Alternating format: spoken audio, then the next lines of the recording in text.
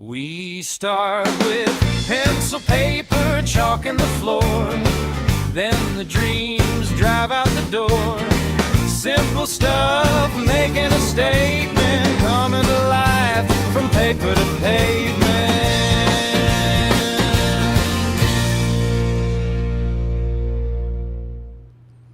Hi everybody, welcome back to P2P Live here on the Paper to Pavement YouTube channel.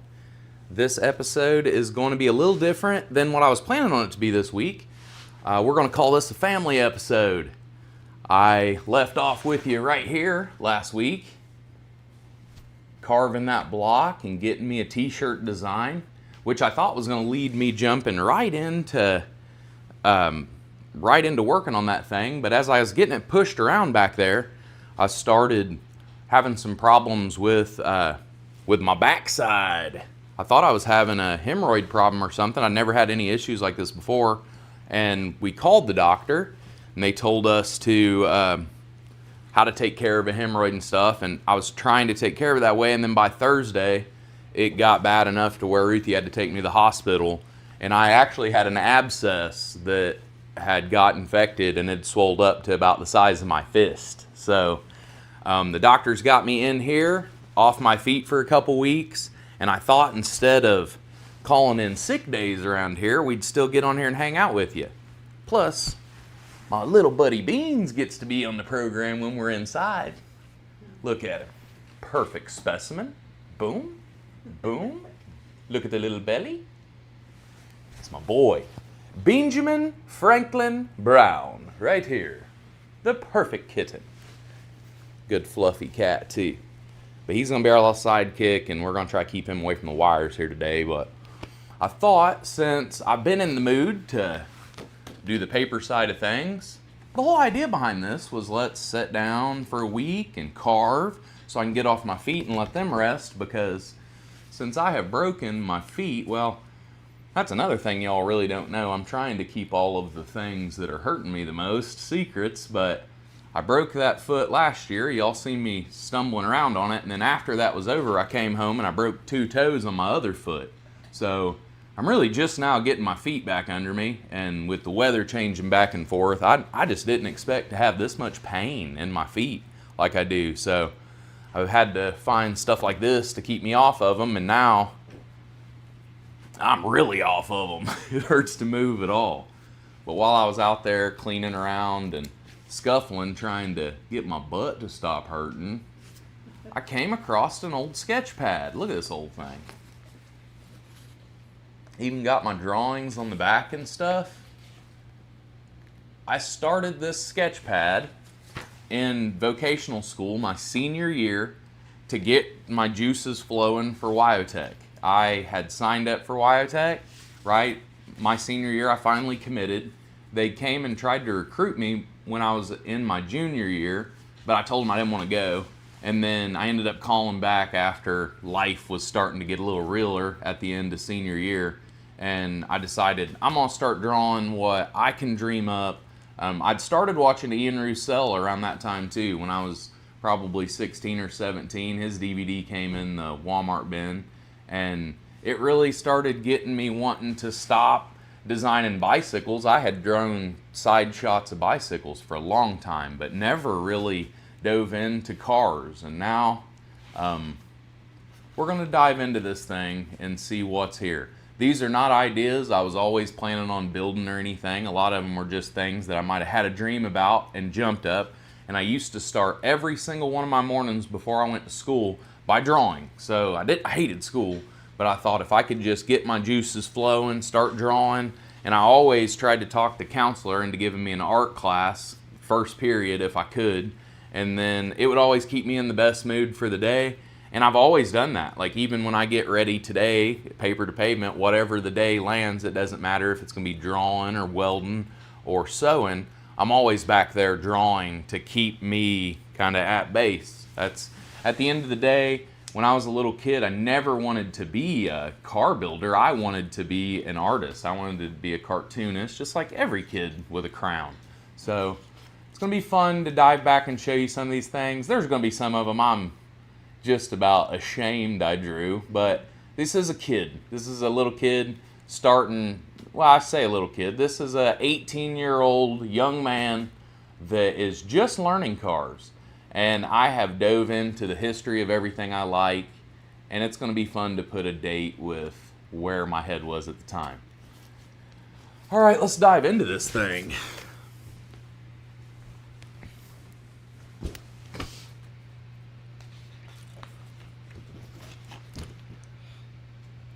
Sorry guys, we got this 2-camera setup inside and we're bouncing back and forth the best we can. Don't worry about it, Ruth, you're doing a good job. I'm here on the chat with you guys too. I'm gonna be talking the whole time. This is something I haven't done before, so bear with me. We already got a few people with us. We got 15 people with us already. We got Old Jeep Garage, woohoo, the man. I've actually been talking to Old Jeep Garage this week. He's got I think he said a Wagoneer, if I remember right, up in Washington, that he has some seat pads and stuff on, and asked if I would be interested in doing some sewing for him. So me and him are actually trying to figure out how to get hooked up on that now, and this is a great time for me to answer that question that I get asked every single week is, am I doing upholstery anymore? My upholstery shop has been closed since 2020. I haven't been like professionally doing upholstery for quite a few years now, like since I started this YouTube channel. You've seen me really struggle to make a living here, but I still sew on the show. Like, I want to be able to use my entire toolbox here on these projects. So it's kind of like whatever calls in through this show is what I'm trying to put at priority.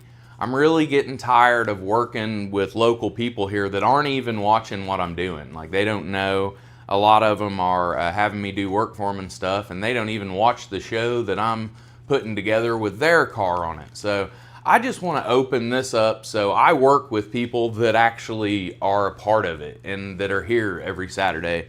And Old Jeep Garage has definitely been there. I always see him in the chat. I always see him following. And I think it'd be super cool to work on something for him and give me a chance to get to, like know him more than just right here. And I really appreciate you being here with me today. And I just want all you guys to know that if you want me to work on your stuff, don't get your feelings hurt if I say no. I'm really just trying to fit things into the storyline we're living out in our life here. But if you want a quote or something, I'm definitely looking for work. I'm not going to say no to everything. But I am going to say no to what doesn't fit into the aesthetic I'm going for. Because right now I see this as like I'm a producer of a show. And I need something entertaining enough to tune into a couple times a week. And I just don't want to be sitting in here sewing minivans and putting headliners in and doing rips and tears and repairs. I do not want to build a channel around repairs. I want to build a channel around the creation process. That's what Paper to Pavement stands for, is the whole creation process. From something as simple as pencil and paper all the way to a finished show car outside in the sun in front of a crowd on pavement. So that's the mission around here. And if any of you guys want any work done, please contact us at papertopavement@outlook.com. That's our email address, and that's the easiest way to get a hold of me for me to do any quotes. Or guys, if I don't want to do it, I'm not just going to tell you to go pound sand. I'm not going to do it. I know a lot of upholsterers around the country, and I'm tied with the upholstery department of Wyotech like so tightly that I'm a pretty good source to find you somebody close to you anyway, so I would much rather see somebody that just wants anybody to do their upholstery. I'd rather you use someone local to you and build back the part of the country you're actually from. That's kind of whole point here. But if you are just a really big fan of what I do and want me to do your interior and you're a fan of the show and everything, I most likely am right there with you. So just reach out to us if you ever want to. papertopavement@outlook.com. Any questions you have too, you can go there. I'm going to start putting a story up on, I think, Monday, asking just a general question for you all to kind of answer, and then seeing what comes in, like maybe an obscure make and model from your part of the country that I may not know of.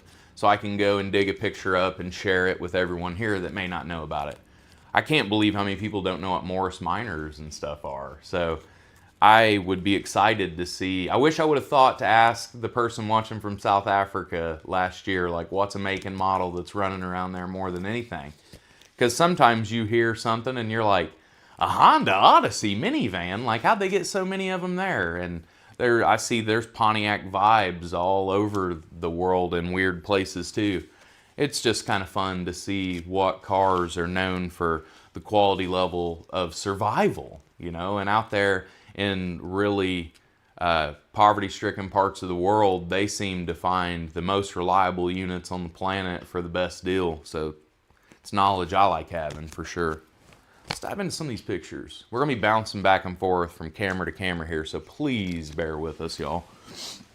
I got a few more questions that came in real quick too, hon. I'll answer if you'll swap it back to this other camera real fast.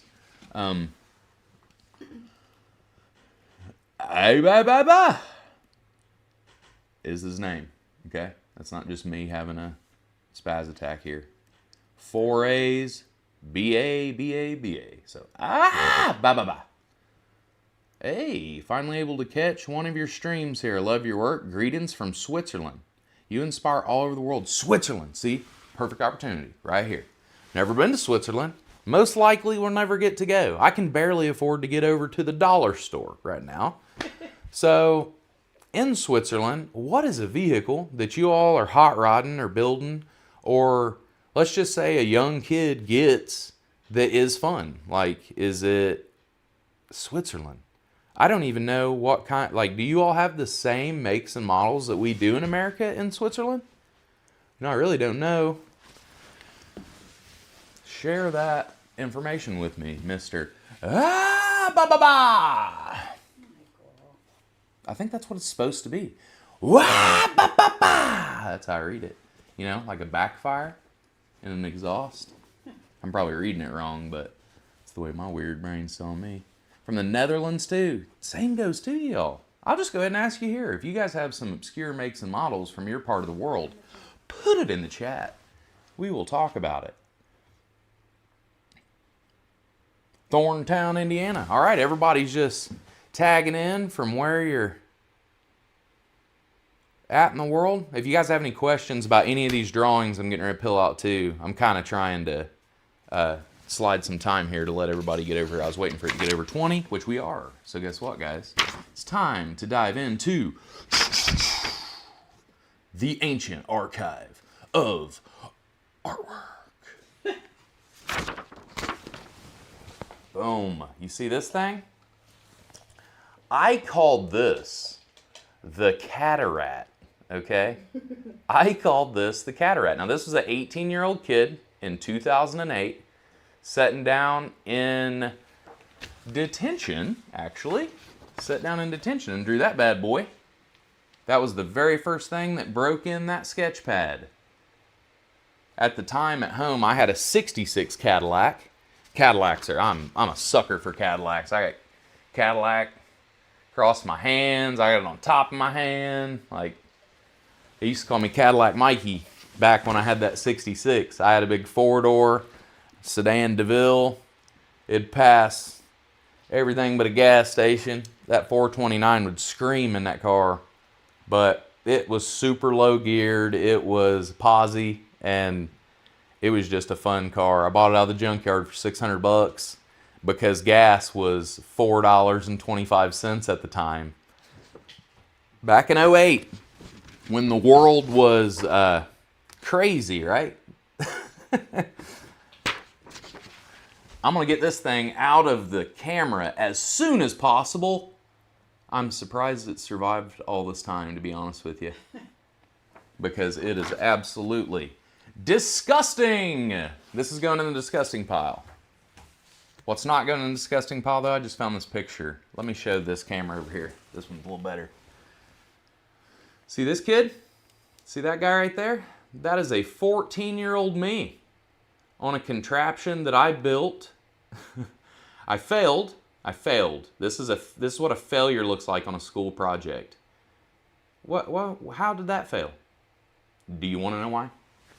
I'll tell you why. Because I was supposed to build a catapult or a trebuchet. And when I went up to Papaw's to build this big catapult, all I had was a pile of bicycle parts.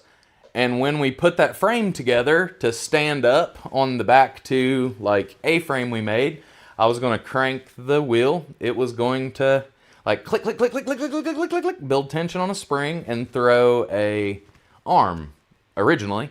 And then when I seen that I could fit a seat in it, I told Papaw, I think I could ride this thing. And then we spent the rest of the weekend turning it into this. Now, what Mr. Bear did, because he was awesome, is this was a failing project. But he said, I'll give you a second chance because it is creative. And back then, me and the shop teacher, Mr. Bear, had a Friday show on the high school news, and where we built bicycles, and he was teaching me how to weld and everything on there. Trying to. I could not. I just couldn't pick it up. I don't know what it was, but when I was in high school, there was just some block that was up. I don't know if it was just I didn't want to look stupid or what, but I could not figure that welder out. And he ended up stripping me down to an oxyacetylene torch, and I spent the rest of the year oxyacetylene torch welding until I went to Wyotech. So Mr. Bear ended up telling me, hey, why don't you go in there and make something to go on that bike stem that was in front of me. Right there, that bike stem. So I made a post that came out of there, and I ended up taking a big piece of PVC pipe and made a crossbow with a bungee cord that went through it. I pulled it back and made like a plunger in the middle of it. And he told me, because the grades went off of how far you threw a tennis ball with a catapult. So whoever's the farthest gets 100%, and then we're going to do rations from there. So if you only go 10 feet, you may only get a 1% in this thing if the best goes flying. And he knew that I was never going to get anything far. So he said, I tell you what, if you'll put something on the front of that bike that you can ride up to the white line, which was probably, I'd say, 15 feet from a stop sign across the road. He said, if you can ride it up, grab that and shoot that stop sign 5 times, I'll give you 100%. But every one you miss is going to be 20% off your grade. And he said, and I'm only giving you 30 seconds to do it. So when you pull up, you got to start shooting. And I hit every single one of them. Papaw might as well have been a gunsmith. He was a machinist and just a genius. So having him there to help me dial in a, manual powered tennis ball cannon ended up being like the most fun I ever had with my grandpa. That's a machine that still lives up in the woods behind my mom and dad's. I hope to be able to get one day. I really do. I feel like I might never, but last time I seen it, that's where it was. I do love it. And you see where my fascination for trikes came. I love trikes. I've never been into motorcycles or anything. I always feel super sketchy on them. I love my scooters and bicycles, but when it comes to getting on a motorcycle, I would much rather be pedaling that stupid thing. Just how I've always been.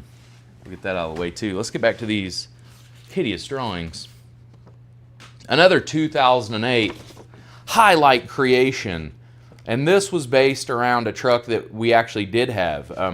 Me and my dad, when I was a kid, probably 13 maybe, went and got my very first Nash Metropolitan for $300, and he bought it for me actually. Like I didn't have enough money. I think I only had like 100, so he covered the rest of it, and we hooked a full-size trailer, like a 20-foot trailer, to the bumper of a Hilux 2-wheel drive Toyota pickup truck.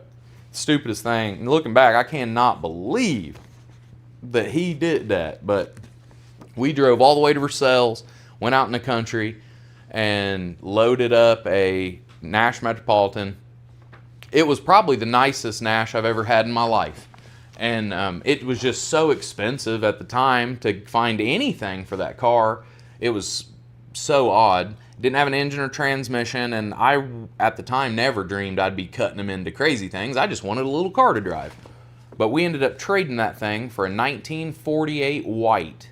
And it was a big, it said like it was a superpower too, so it looked racist as it could be. Like, it was sketchy looking because all the badges on the side said super white power on it and stuff. Like, it was just, it was a sign of the times for sure. A 48 white semi truck, and it was a big burgundy unit, and we had it for a long time, and then he ended up trading it off or selling it for something else. But before he did, while I was in high school, this was my plan with it, you know, a lot solely based off of Ian Roussel and how Ian was building a little roadster on that. Let's move it over to this camera. I think this one picks it up a little better. Ian was building that little roadster on that DVD in Walmart.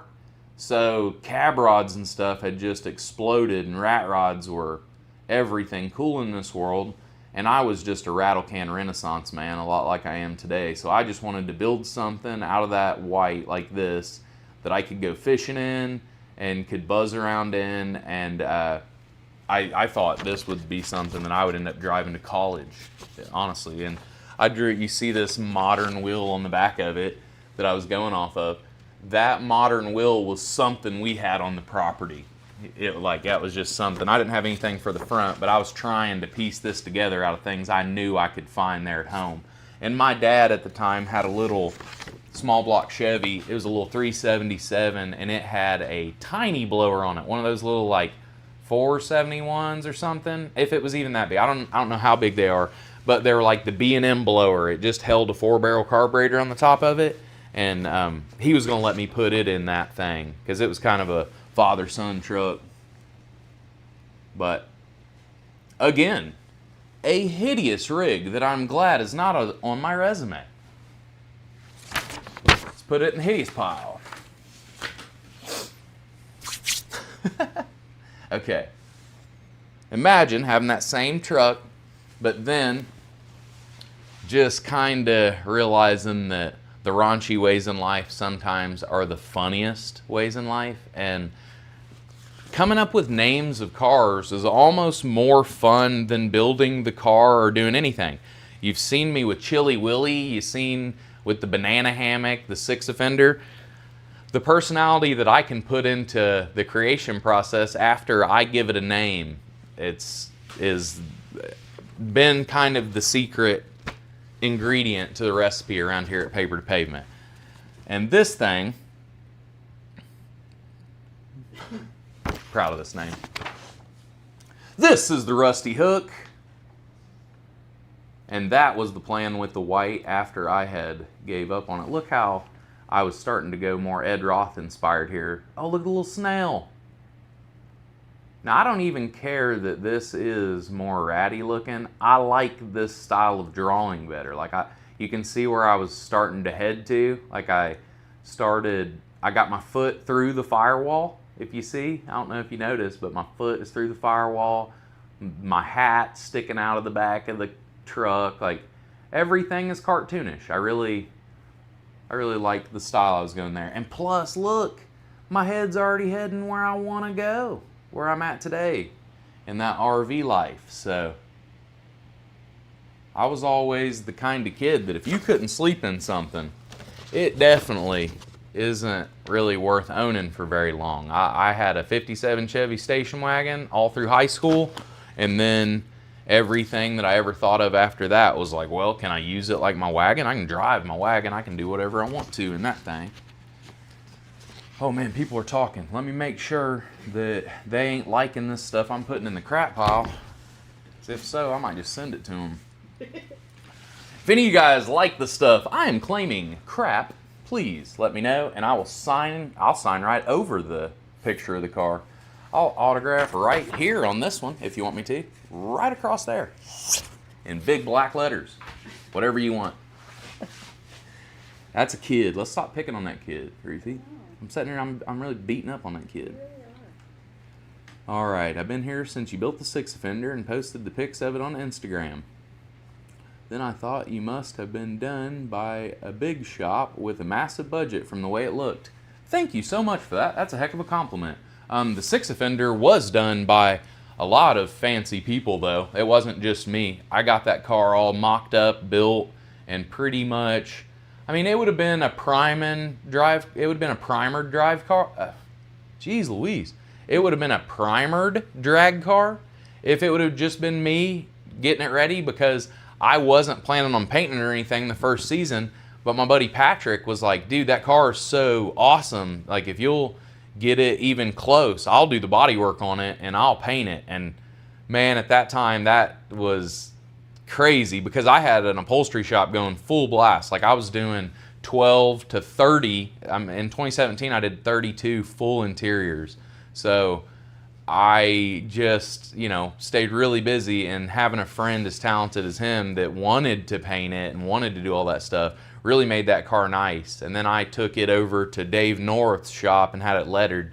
So everything exterior that was just beautiful. Like, I controlled the stance and the overall, like, the shape of the car, but unless you loved it in the dark, I can't take credit for all the love on that thing, because it was real. I think that was actually the last project I did with a team of my friends and stuff. Like, that was the last one. And then after hanging around and really watching that come together, and Patrick painted the Pearl Necklace, a pickup truck I had, and a little dragster called the Seam Ripper that Dustin Taylor over in Ohio campaigns now. He painted all those for me back then, and I just learned a lot from him, watching, hanging out with him, and it's fun. Like, I don't want other people to do the fun stuff for me while I'm sewing, and that's what my life was starting to feel like.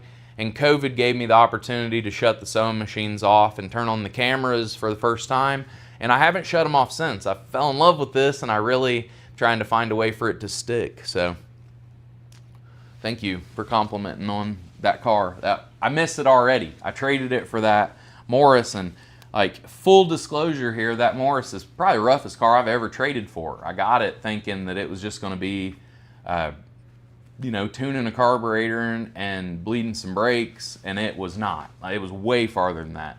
The chassis was all rotted out from under it, and they had built like cap plates to cover it, so it took a good picture, but as soon as it actually had to get worked on, it was just held together by hopes and dreams. So it is what it is, though. That's the reason it's four-wheel drive. I don't set out to build four-wheel drives off of the start of really anything. It's not really my style, but that one has really kind of bit me. I've, especially after talking to everybody that knows them and is like, oh, I love the Moggy Morris, the Moggy.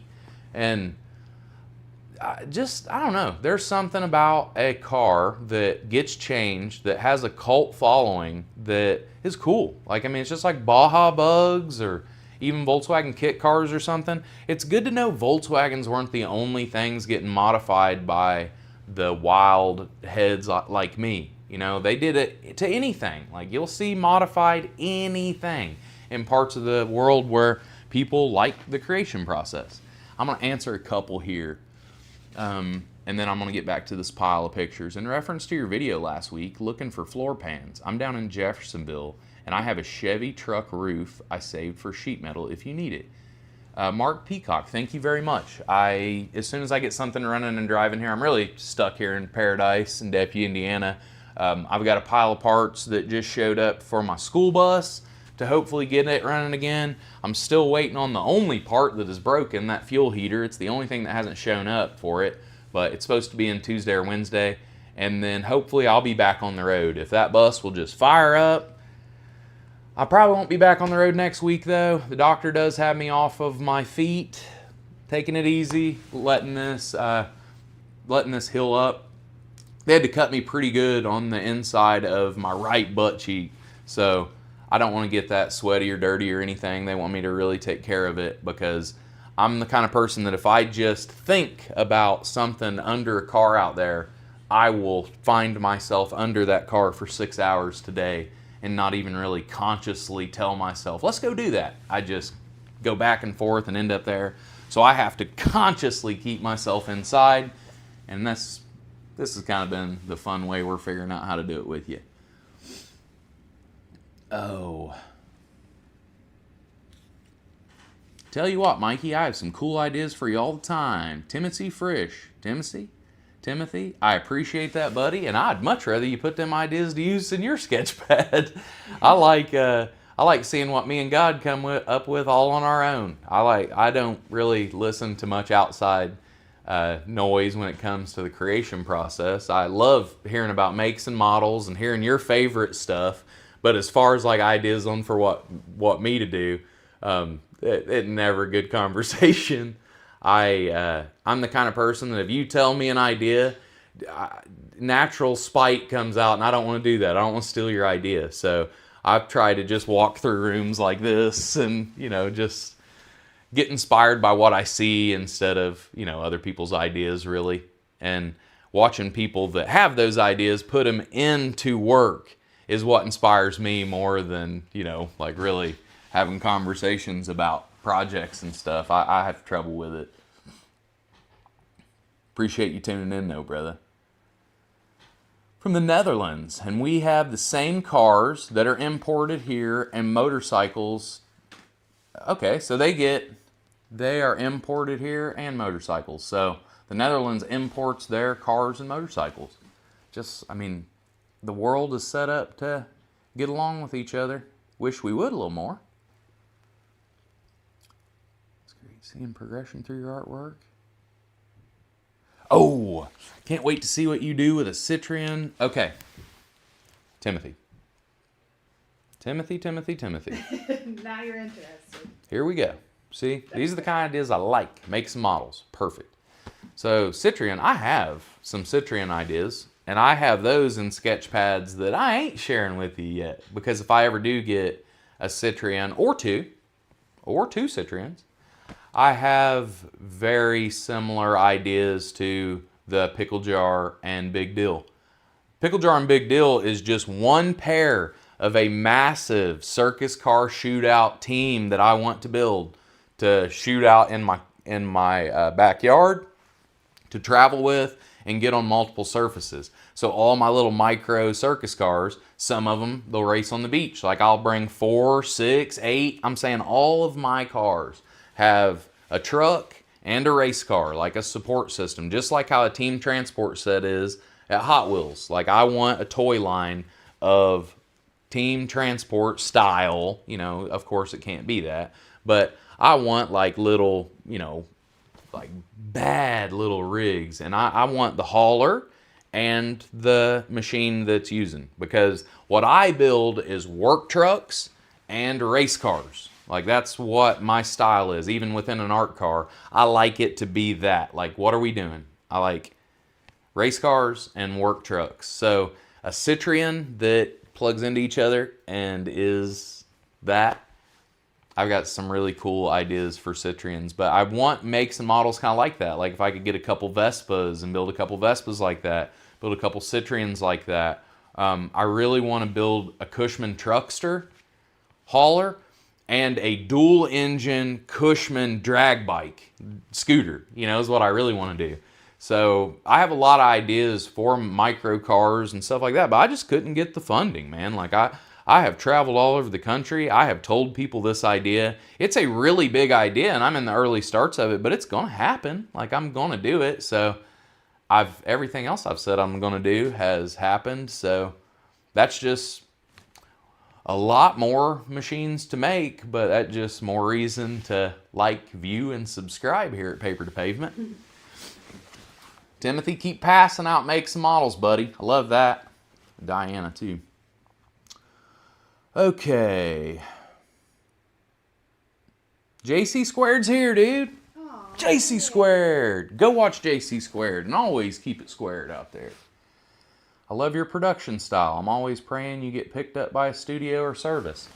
Yeah, I'm a pretty abrasive human being naturally, and production companies like Yes Men, I've never been that. So we're here, and I like this. I'm on my couch right now talking to you guys, and if this isn't enough access, then I don't know what else to do. This is as fun as I can have with you guys, and not have all of you here breathing the same air as me in this little bitty room.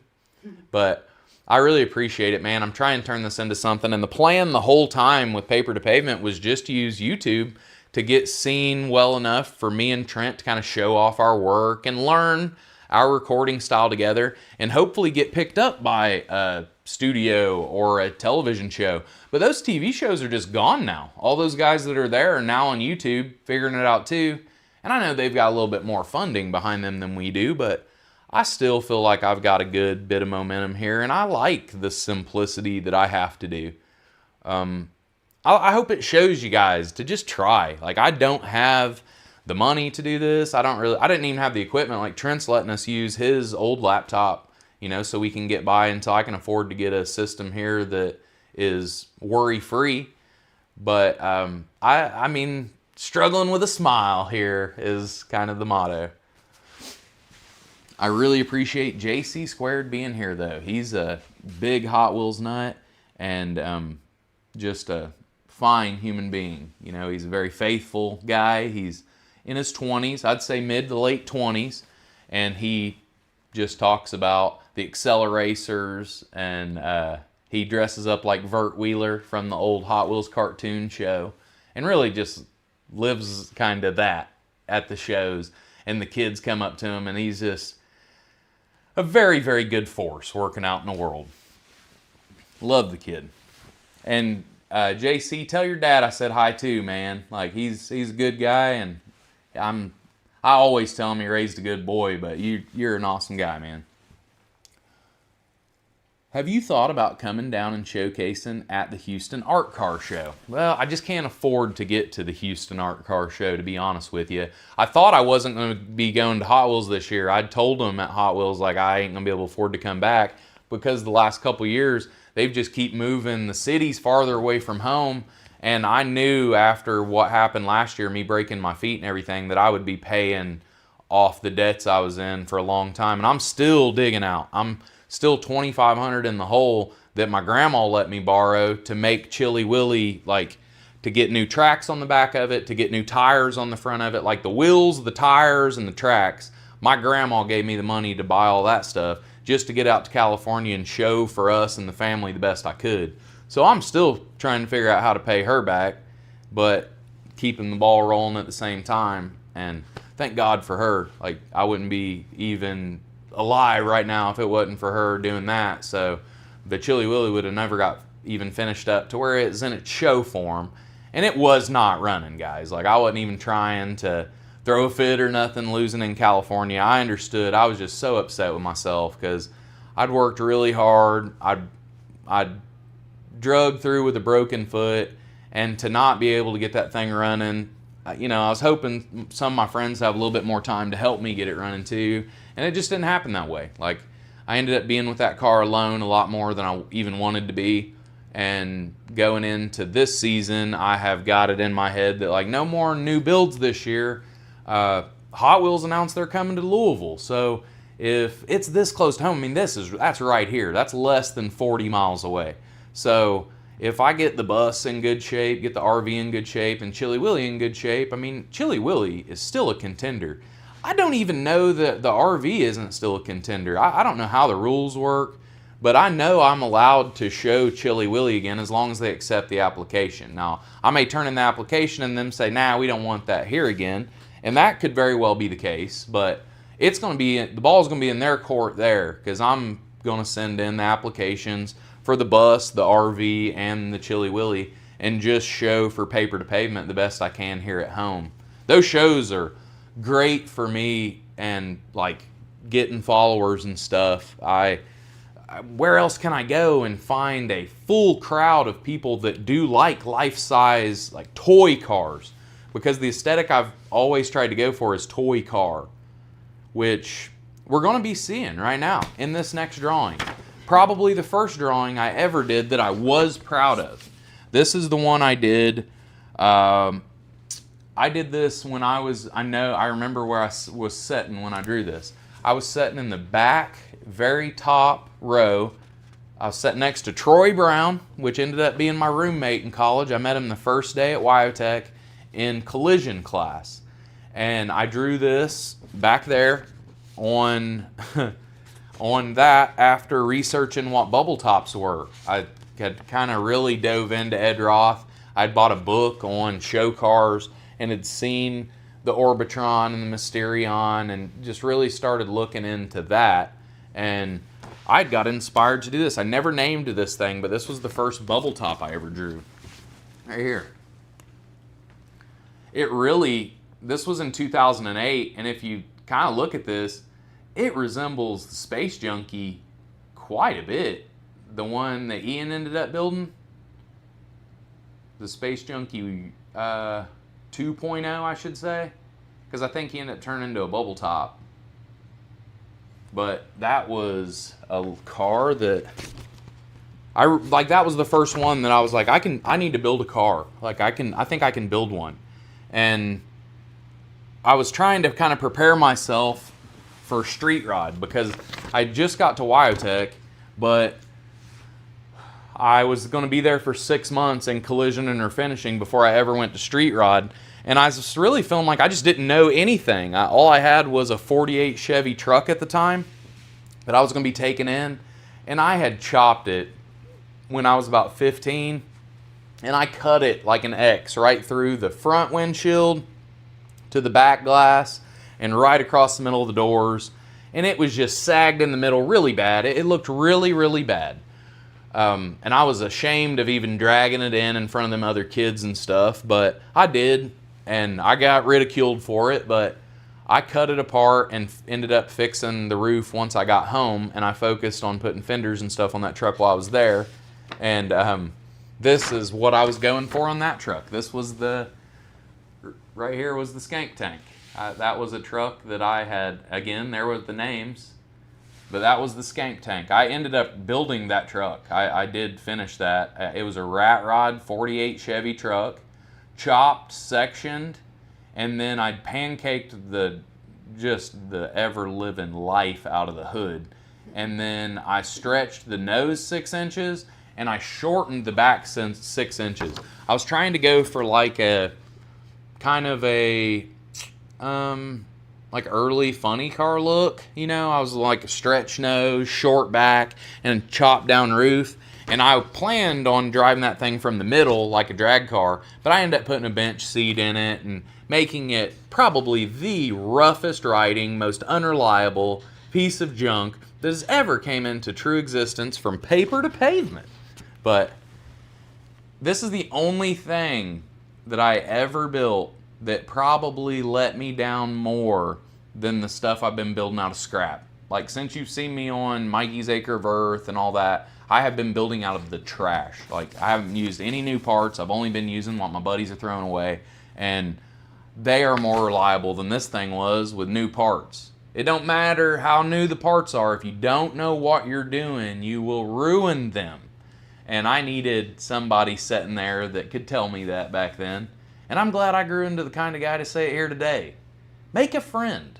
And if you make a smart friend, you'll be better off. You don't have to be the best guy in the room all the time. I try to be the dumbest guy there. And when you become the smartest guy in the room, don't shut the door on the room. Just open the door to another one. You know, that's it. Where did that end up going? The skank tank went to one of the Carolinas. A guy called me. I'd posted a picture of it in my backyard, and I was just trying to trade it. And then that guy called me to have a motor and transmission in it, and he was like, I want that thing. And I was like, it's not really for sale. And I think he offered me like $5,000 for it or something. And I was like, well, I guess it is for sale. He wants it awful bad. So he came and took that thing from me, and I put that money into Peanut, the single cab I had. I needed a bunch of sheet metal at the time. I had a bunch, but I didn't have a nose, engine, transmission parts, like all that stuff for Peanut, and the suspension, like to lower it. Selling that paid for all of that, like the wheels, the tires, lowering Peanut, finishing it all up. So it was today, like sitting here today, I wish it's still sitting back there so I could bring it out and like fix all the things a little kid did, but I would probably just like myself less by the end of that thing. It's probably in a better home. The guy that was into it acted like he liked it a whole lot more than me. All right, so while I was super embarrassed about the skank tank roof, and I was like, maybe I won't even bring that into street rod. I started seeing, and Wyotech at the time was really big on this. You could take every specialty class, and you could build a chassis, you could build a body, you could build an engine, you could build drivetrain and chassis. Like, you do every single piece you needed to, and upholstery, and you could leave Wyotech with a T-bucket. Like, you could build a T-bucket, you could pour the body yourself, you could do everything. All you couldn't do is they couldn't title. You had to do the titling process through a kit car in your state, which Wyotech was helping with that too. And I thought, that's what I want to do. Like, I think I just want to stay here and take all these classes, and I want to build a T-bucket. Let me start designing a T-bucket. So in 2009, which was the early part, that would have been the very first of Street Rod, like before we got to bring our personal projects in. So how Wyotech works on your specialty is you get a month and a half that you're doing like shop work, and you're learning to TIG weld. Like, they're really fine tuning you on the power hammers and the big, in Street Rod this is. I took Street Rod. You go in and they've got all the presses, they've got everything that you want, and they go, what kind of work do you see yourself getting into after this? Do you think you need to spend more time in the paint booth? You have comps where you have to touch everything. But then for your live hours, the instructors really want to know where your interests are moving forward, what kind of jobs you're going to be looking at, or if you do have a job, maybe your employer will already have a list of machines they want you trained on before you leave. And that first phase is really a lot of that, like the back half of it. Well, what I was spending my time doing is trying to dream up a T-bucket. I didn't have the money to do one of those T-buckets, but I was just trying to figure out a way to do a T-bucket. And I thought, if I draw something crazy enough that Wyotech just has to have, that maybe they'll have me build this thing and Wyotech can keep it. It did not happen. That did not happen. Let's just say that from the start. But again, in wild nature, like always, I drew a 3-wheel T-bucket, and the plan was to put a Ford 9-inch in the back of it, extremely narrowed, with dual chain drive to the both sides of a big slick on the back. So that slick was going to be kind of in the middle of the bed, and this was going to be from the top side. Like, I drew it a couple times. This is how serious I was about this thing. I drew it here too. I drew a really nice version of it here. What is it? I'm sorry, I ain't trying to get you. Ruthie's getting whiplash here with me grabbing this stuff. But this is when I got serious about it. And still, you can see I'm drawing with that engine that my dad had in the basement. Still doing the same thing. But this idea, the T-bone, was based off of the chassis shape. I was going to try to make a T-bone looking chassis shape, hook that Ford 9-inch to it, and then just solid. I was going to do a solid mounted rear wheel on it, so it'd be like a hardtail. And then I was just going to have that, dude. How cool would that have been? There was burnout competitions everywhere back then here. Like, even the high schools and stuff would do a big watered burnout pit. And that was what I seen that car living a life doing, was just being a big burnout machine. I thought if it had one tire on the back and I could just like, we're bringing home some trophies, baby. Car never existed. Still cool though. I'm not going to put this in the disgusting pile because this is a 3-wheel creation. And 3-wheel creations always have a good spot in my heart. A safe spot in my heart. Because this is a maybe vehicle. We're going to put this in the maybe pile later. The maybe pile is getting a little thick here. Next on deck, after I answer a question or two. Oh, Timothy. More ideas from Timothy. Listen to this. You know what, Tim? If you're going to be putting out ideas like this, just keep them coming, brother. I think Marvel or Hollywood will be calling you soon. You know what, Tim? You're a genius, dude. I like your style. I actually went out to the California show thinking, hey, there's going to be nothing but Hollywood judges here. They're going to get introduced to their next hillbilly, and I ain't going to be able to come back to Indiana. I'm going to be stuck out there all winter. I ain't going to have to worry about no snow or nothing. I was wrong. Here's the next drawing. I guess I was thinking about that white again while I was at school. What? Oh, wrong one. Sorry. You were throwing me off. Hey Ruth, would you keep up with what I don't know what I'm doing? And here's the white again. Back in action. I was thinking about it at Wyotech.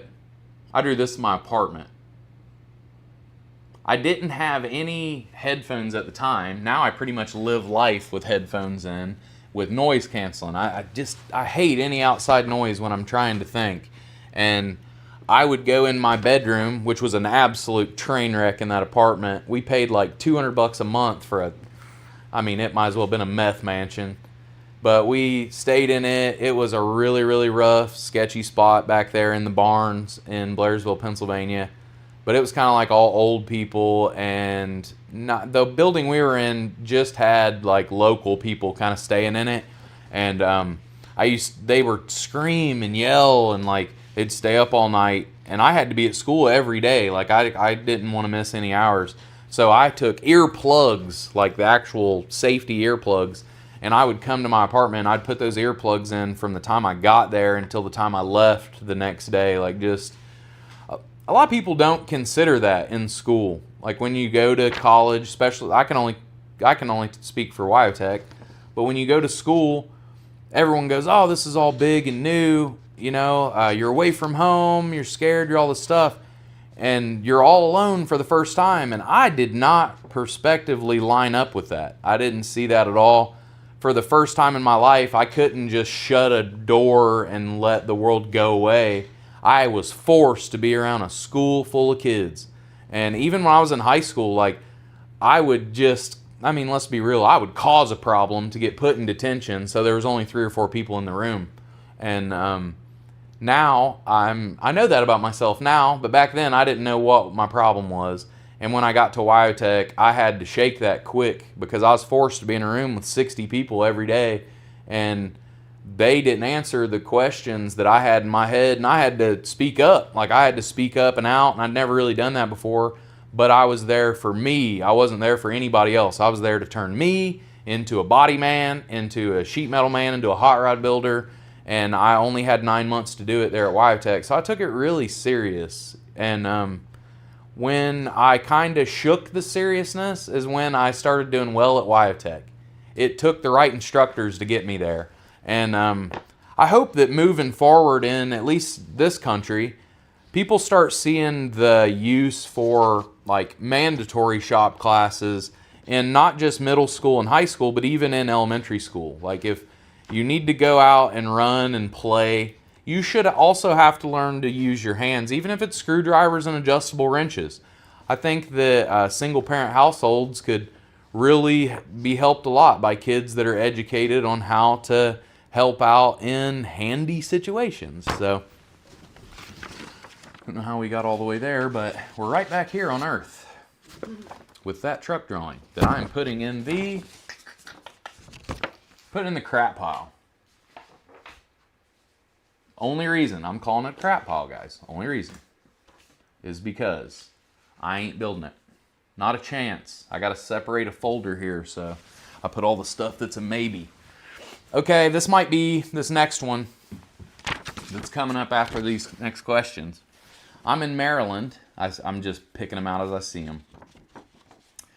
I'm in Maryland and have a 32 Ford Roadster that needs an interior one day. It'd be cool to have one of your interiors if it could make sense. Paper2Pavement@outlook.com, buddy. Send me pictures of what you got. And I don't care how good you are at drawing or anything. Even if you have a project that's all apart and you can just, with a pen, just doodle what kind of car you going for. And I don't care if it's just in words. Do you want it, is it going to be stock? Is it going to be a hot rod? Like, what's the finish line for you? Just so I can kind of mentally get there with you. How I do the upholstery process is I try to put myself as mentally as the owner of the car. That way I can align with everything that you're into. And like if there's music you like, I usually play it on at the shop and stuff because I want the spirit of that car to really feel at home once it gets back to you. I don't want it to feel like it's got Mikey's interior in your car. I really want that interior to live and breathe in that as a piece of that car. I do not like seeing an interior outshine an exterior when that's not what you want. I don't like that, and I'm an upholsterer, But I do that on my own cars just as advertisement because I do like things on the outside that draw you into the inside, and then the inside out does it just a little bit more. But that's because I'm an upholsterer. So if that's not a style that you're going for, I don't want it that way. And I would love to hear about your project and know kind of what I could sketch up that I have in mind after talking to you. So just send it to papertopavement@outlook.com. Any of you got projects out there.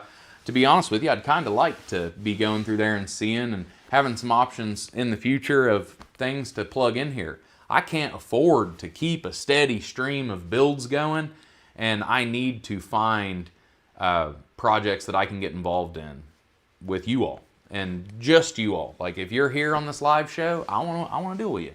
We got 41 people in the chat, hun. 41 people. Thank you, guys. Imagine 41 people packed in this room with us right here. It'd be tight. I'd be sweating even more.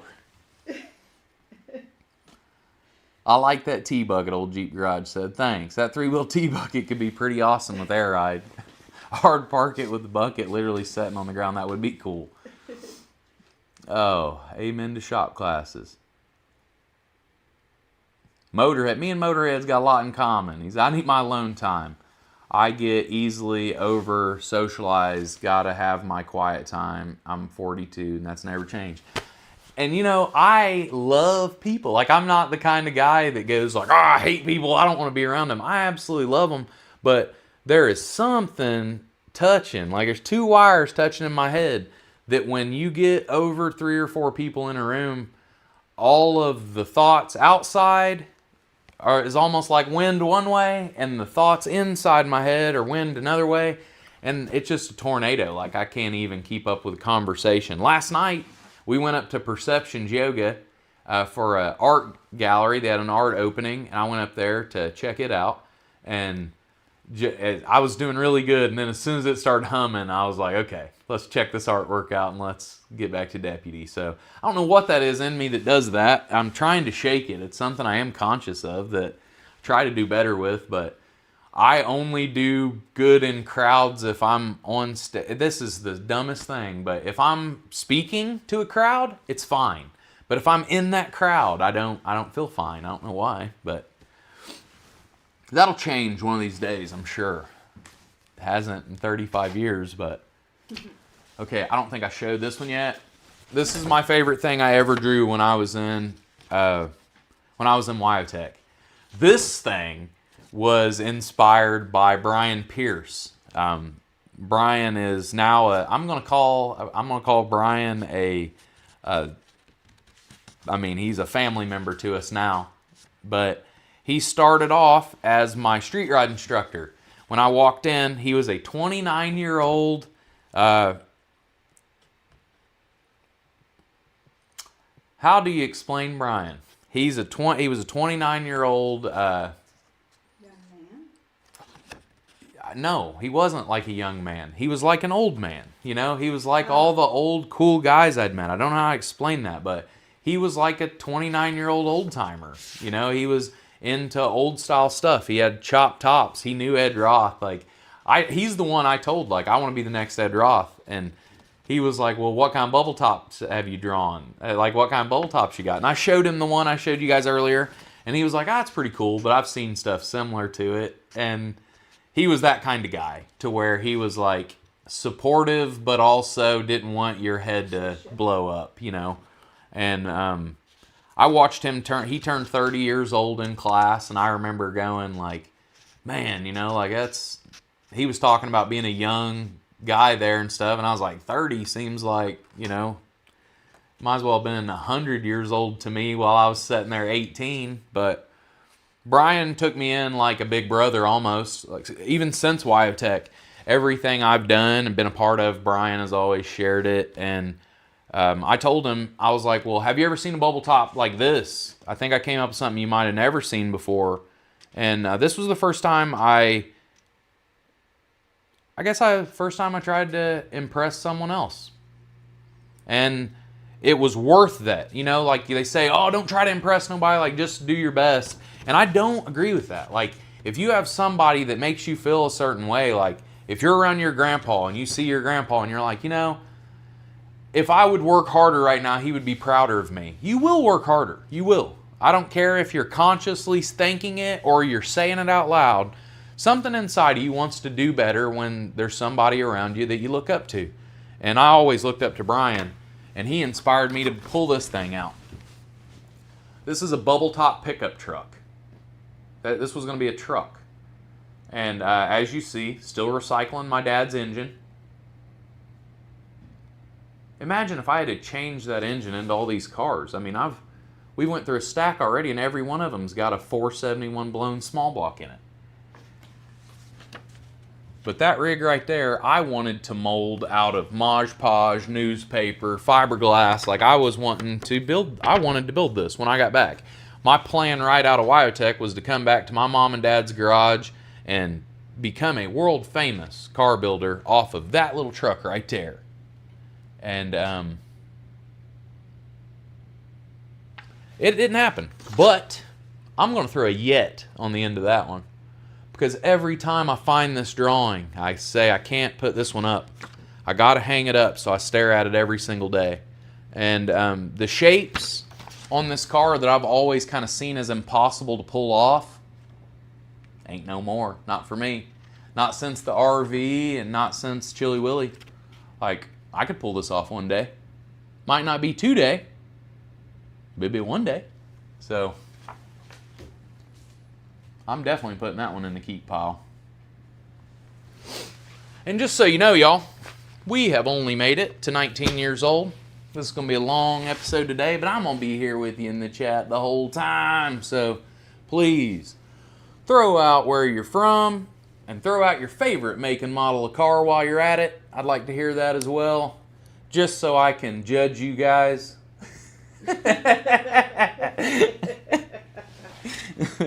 I'm just kidding. I love y'all. I won't pick on you too bad. You don't pick on me. Any of y'all that'll come here and hang out with me after seeing my big ogre ass get out of a RV, out of that little 3-wheel RV. Hey, I appreciate y'all being here, and I love you. Okay, we have 3 is a company and 4 is a crowd. I don't care for crowds. That's a fact, buddy. Yeah, I get it, man. Yeah, I totally get it. Jason Smith. Jason from Scottsburg Auto Collision. I know Scottsburg Auto Collision. Love watching your videos and what you do. Big fan. Our mutual friend Greg Manning turned me onto your channel a few years ago and been watching for your videos ever since. Well, any friend of Greg Manning is a friend of mine, man. So, good to see you, Jason. I didn't know anybody there at Scottsburg Auto Center knew who in the world I was. So, I appreciate you reaching out, man. And when you see Greg, give him a big squeeze on the butt for me. I like that boy. You're so bad. Greg, him and his family own Streamcliff Farms up there. That's my first job ever. My nanny went and filled the paperwork out at the courthouse so I could get in there when I was 12 years old. By God, I needed a job real bad. So she drugged me in there to keep me out of trouble. And I worked there all through high school. I was a dishwasher, a busboy, and I pushed a lawnmower too some days when I got lucky. But they gave me my first job and taught me responsibility and what you can get away with and what you can't get away with at work, like a lot. And luckily they were family enough to me to not terminate me on days they caught me doing things I didn't know I was doing wrong. So I really appreciate them, and Greg has been a reference on every single job application I've ever put in. And he's like a, I don't know, I know they think that I'm paying the guy, because as soon as he picks up, he's like, if you don't hire him right now, your business ain't going to make it. You know, he's that guy. So he's been a whole lot of fun to grow up around. He just lives right down the road here too. And he's a good old boy like me. Like, he used to catch him on the back roads and having a good time. I love Greg.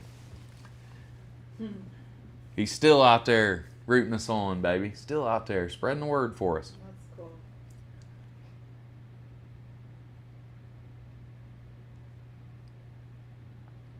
My favorite car is a 39 to 49 Willys Ute. Says Automotive Imposter 4018. My favorite car is a 39 to 41 Willys Ute. I know the Willys. I didn't know they made a Ute. Are you from Australia, bud? Like, is that a thing that Willys did in Australia, or is that something that I don't know about from the world? A Ute, for anyone that doesn't know what that means, I think it's short for utility, but it's like El Camino. You know, it's a car that is I hate saying car truck, but it is like a car truck. And El Camino-ish is what utes are a lot of times. And a 39 to 41 Willys, I mean, that's a Willys, like a Willys gasser body style. So, man, that would make a cool looking El Camino rig. I got to look that up. That's going to be something on the list of things to do. Thank you, Automotive Imposter.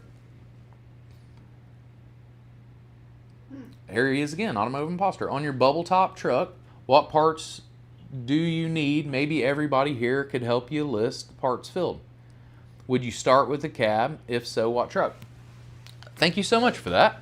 No, I don't think I would start with the truck. I think I would actually start with cardboard and foam on that one. I think I could carve that body, and then I would pack it with clay, and I would pop a mold off of that, and I would make it all out of fiberglass.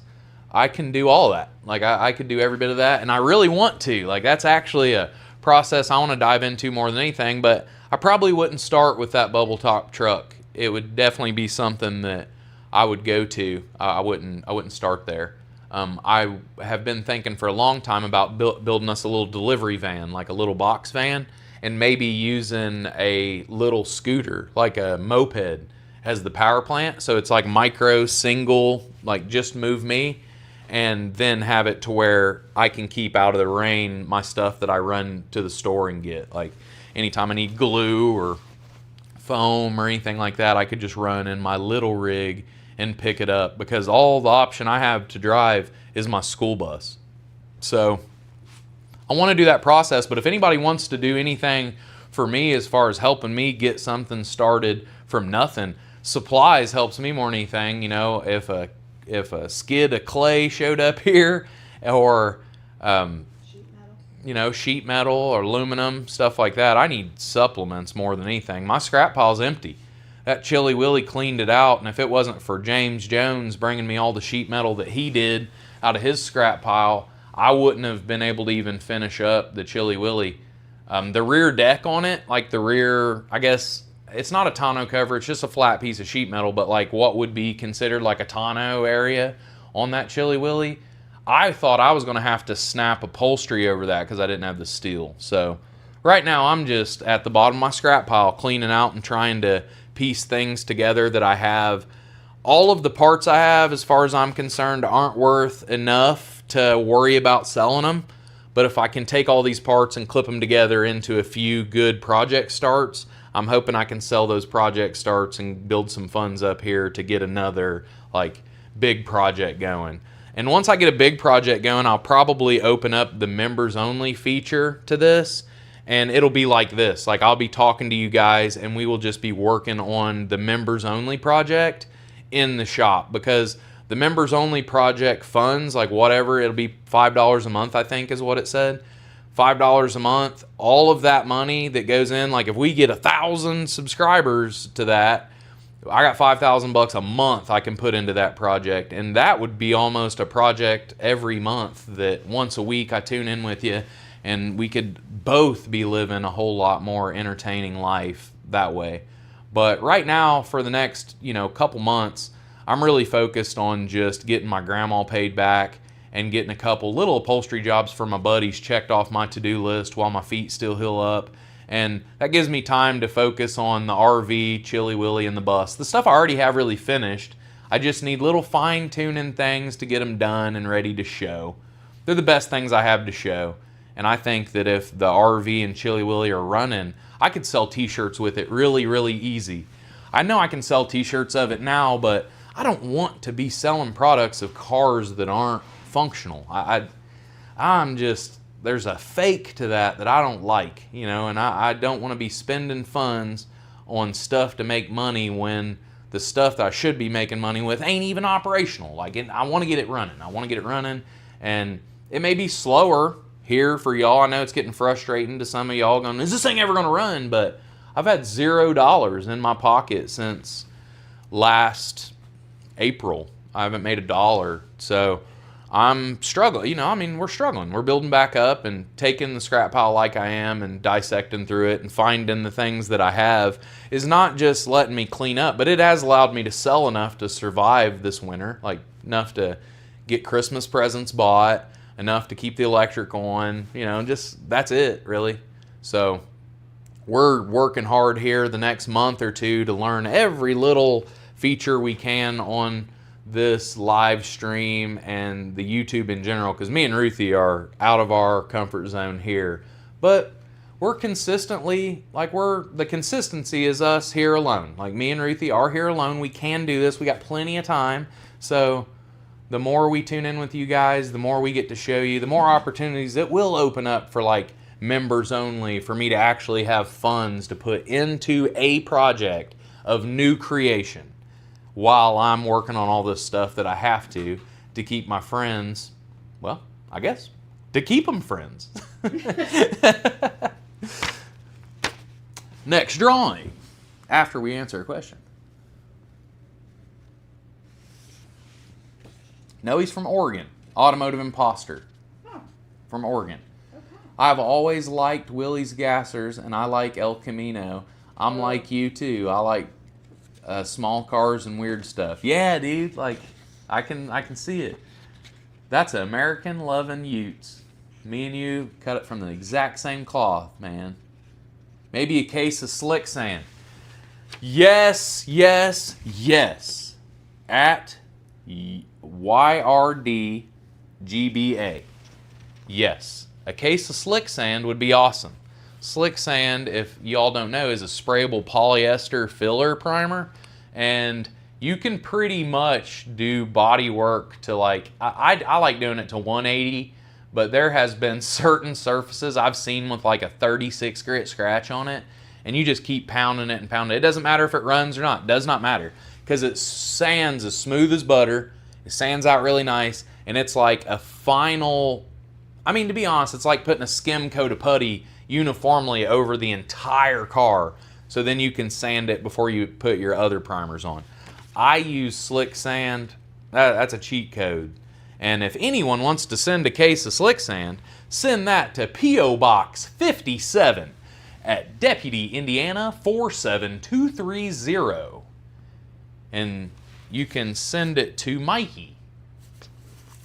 I'm friends with them down at the post office, and they're really cool about anybody that wants to send us anything, really. If you just want to write us a letter, I'd like to read it, to be honest with you. If you got pictures of your car you want to send that I can show here on like a reader's ride segment or something that you're building, like if you are building something that you have drawn down on a napkin and you are trying to bring it to pavement, take a picture of it. Send it to us. If you want to send me a physical copy, P.O. Box 57, Deputy, Indiana 47230, or you can email it at papertopavement@outlook.com. I love this live. Like, I get to talk to you guys, and it actually gives me more ideas of things that I'm like, man, I can't wait to do that, you know? So that's fun. Okay, just like everything else in this world, it's always better with a Volkswagen. Here comes the next drawing. Drum roll, please. Look at that bad boy. So this is what I was gonna do with my very first Volkswagen. I had a 68, a little orange Volkswagen Beetle that I traded an El Camino to my sister for. I had an 81 El Camino, I think. An orange car with 17-inch Hopster American racing wheels on it. It was actually a really, really cool rig. Had a 305 in it. But she had that little Volkswagen Beetle, and I just had to have it. Volksrods were the biggest thing on the planet at the time. And they're still one of my favorite things, is a Volksrod.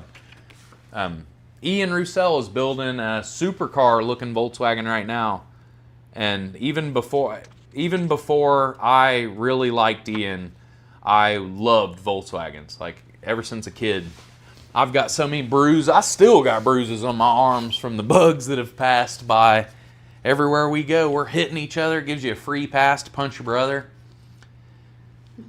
Volkswagens giving back to brotherly love all over the world. And that little thing, that's what I was going to call it, was the punch bug. Pretty cool. Keep pile. Turn that camera back on. Turn that one on.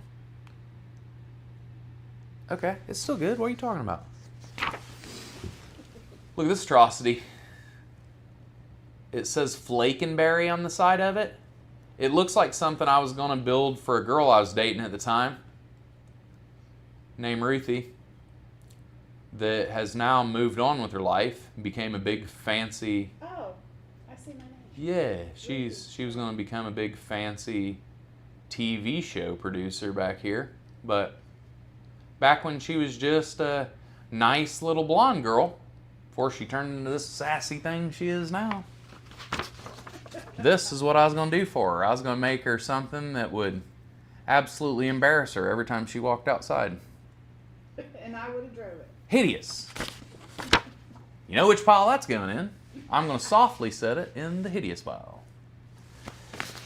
Okay, here's something that after the idea, this was in 2010, so that last one that you seen, that Volkswagen, was the last thing that I drew when I was in school. Like, that was the last thing, because I knew I was coming home and I had a Volkswagen waiting on me. So I was going to cut it up into this. And I did. I cut the roof off of the car. Never made a top for it. I did take the fenders off of it. And I ended up putting a set of military tires on it. Like Willys military tires. I put a straight axle out of a 48 Ford. I'll bring out some pictures of it eventually. It was a really, really big piece of junk. I wish I had that bug before I touched it. But I learned a lot when I did cut into it and do everything. I learned everything about Volkswagens, like how to get them to run. That was the first time I ever seen, you know, like the inner workings of one.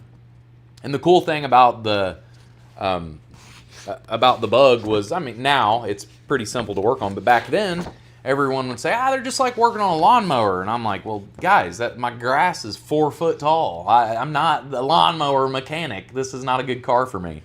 But after I got used to them, you have to accept a Volkswagen for their flaws too. They're a lot more like a person than they are a machine. Sometimes there's no reason why they're acting up. It's just like, what's your deal today? And then the next day, everything's fine. And that's probably why I liked them so much. I was just like, I was never in a Volkswagen broke down that I didn't meet an awesome person. Like, all of the jerks just kept on driving, and the people that were worth having in my life are in my life now because of breakdowns. And every piece of junk I've ever built that did leave me on the side of the road actually put me in places better than I would have ever found on my own. So sometimes breaking down is the only way to find a better way forward, you know. I do believe in a higher power. I do believe there's somebody out there putting stuff in your path as you need it. And I think that that's the same person that put the broken feet in my path to slow me down enough to do all this, like to finally lock down on a better system here. And it's the same power that sends the good in my way when I'm feeling bad too. So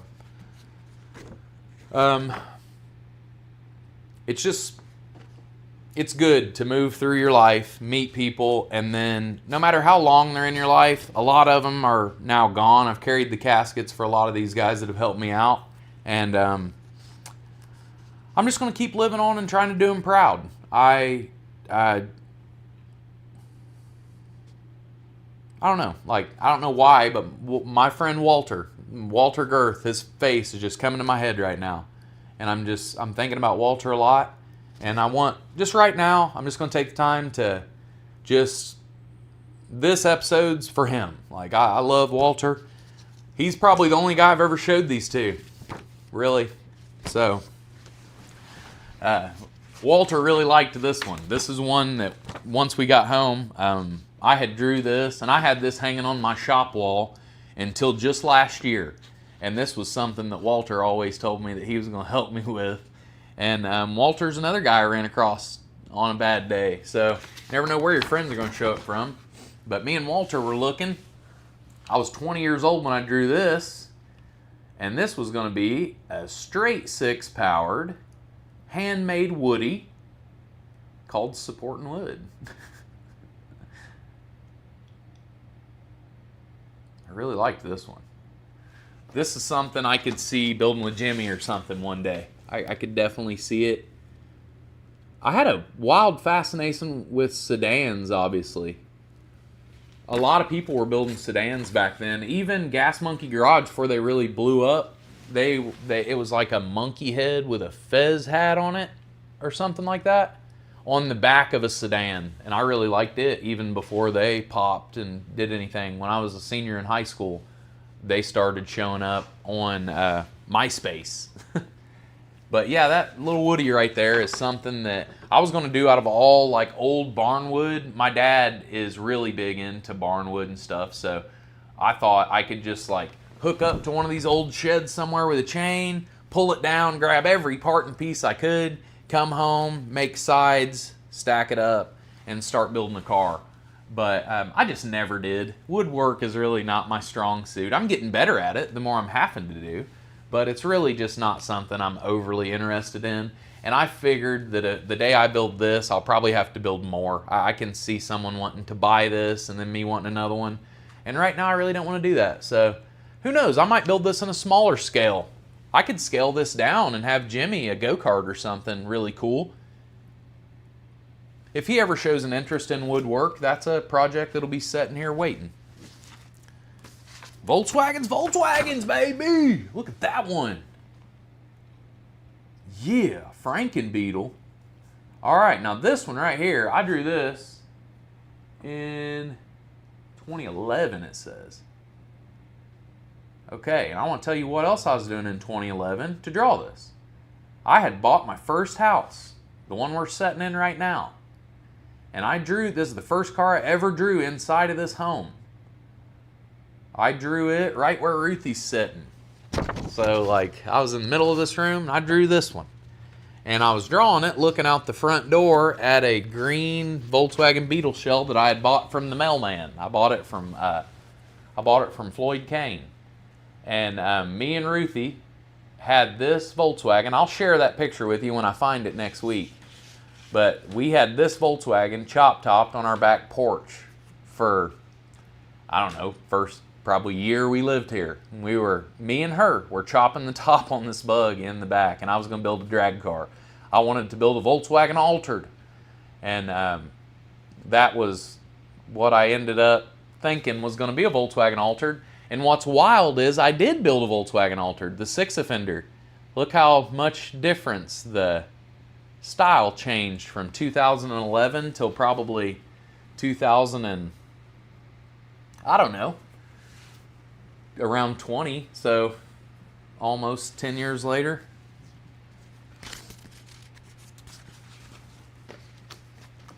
Oh yeah, and then trucks. Got the trucks, as always. Gotta love pickup trucks, yellow fever. I don't know where all my pickup truck drawings went. I probably gave them away. Looking back, I probably gave away a lot of my I probably gave away a lot of my truck pictures. Like once my buddies started buying trucks and stuff, I'd be like, hey, I got a picture of that you can have. You know, I do remember giving a few, and I probably gave away a lot of them. But that's a body style truck that always comes up for sale around here, and it's something I was going to dive into and do eventually. Never did, though. It's something if I ever ran across another one of these, I would. You know, I would. I put 500 cubic inch on the hood here, so I was obviously thinking about Cadillacs again. Look at the fender. The fender says that was what I was going to call my show. I wanted to build a show like Chop Cut Rebuild, and I was going to call it Hot Rod Rustoration. Hot Rod Restoration. It's kind of cool. All right, keep pile. Okay, and then my fascination with racing's coming in now. So I've got a house, no kids, not married either, not married, and I don't draw as often. I went from drawing every day when I was in school to once I started working at the factory, that just beat it out of me. I started working at on-site manufacturing, and I didn't want to draw no more. I didn't want to think about stuff I couldn't do. Like, I thought that I was stuck there for 30 years. I was like, I'm going to be stuck right here. Why do I need to think about all this stuff? And I really think that's where a lot of people get stuck in their life, and they kind of forget why you walked into that job in the first place. Every job I've ever taken is just to fund what I've got going on right here at home. And when I have enough to fund that, that job's gone. Like, I don't need that no more. Don't need that job. I watched my grandpa work 30 years at Cummins, and he was foreman. He was a shop steward. He was the union guy. Like, he was the main head guy of the union and everything. So he was a very well-respected man. And all that considering, I asked him, if you could go back and redo it, what would you do? And he said, I would spend my retirement, all of this time that I saved my whole life to get, I would have spent every bit of that in my 20s and 30s and made something of myself. And he said, don't you ever lock yourself into a place and put your own body in prison. And thank God he did that. You know, it really inspired me to go back to school. And when I decided to go back to school, I started drawing again. And I had signed up to go back to Wyotech while I was working in that factory. And then I just couldn't take it no more. And I just quit one day, upset. I had like 6 months to go before I was going back for upholstery before they could get me in the next class. And I still needed a job. I had a house now. I had Ruthie here that, like, we've got stuff to lose. And I still have the same bad attitude that won't deal with a bad day. Like, I just walk out, I'm out. Like, you're on your own. And I walked out that day and I got a job at a little hot rod shop. I was driving a 57 Chevy station wagon every day. And I drove it to the gas station, and I was mad. Like, I would have fought a preacher that day. I was mad. And this dude walked up to me, and he said, hey, are you Mikey? And I was like, dude, not today. It's a bad day. And he was like, oh, I got a shop over here. I heard that you build cars and stuff. Didn't know if you'd be interested in catching some hours over here while you're in town. I was like, what do you do? And he's like, I build hot rods. And I was like, you hired me right now, dude. I'll work right now. And I was like, can you pay me by the hour? He said, yeah, and I worked at Anderson Custom Auto for Shannon Anderson until I went back for upholstery. And then when I got back from upholstery, I wanted racing. I wanted work trucks. I wanted race cars. I want a business. I want my own life. You know, I want to live like all these guys I look up to. So all of the race cars started coming out. And I went from drawing, you know, once a day to probably once a year, realistically. I mean, I hate saying it like that, but that's for real. That was a little T-bucket altered I was going to put together. I really like my drawing style here. This was in 2014, so I was 24 years old. This is really when I started understanding what details to leave out for a draft, because I felt like I could take this drawing really easy, blow it up, and then just transfer everything. I could build a chassis off of this drawing, and this drawing was one that really kind of made me realize, you know what, I think I can just do the draft and everything myself. Like, if I draw exactly what I want, I can just use that as my parts list too. And I went from that to drawing, it's hanging on the wall now. The next drawing I did, I know what I did, was the seam ripper.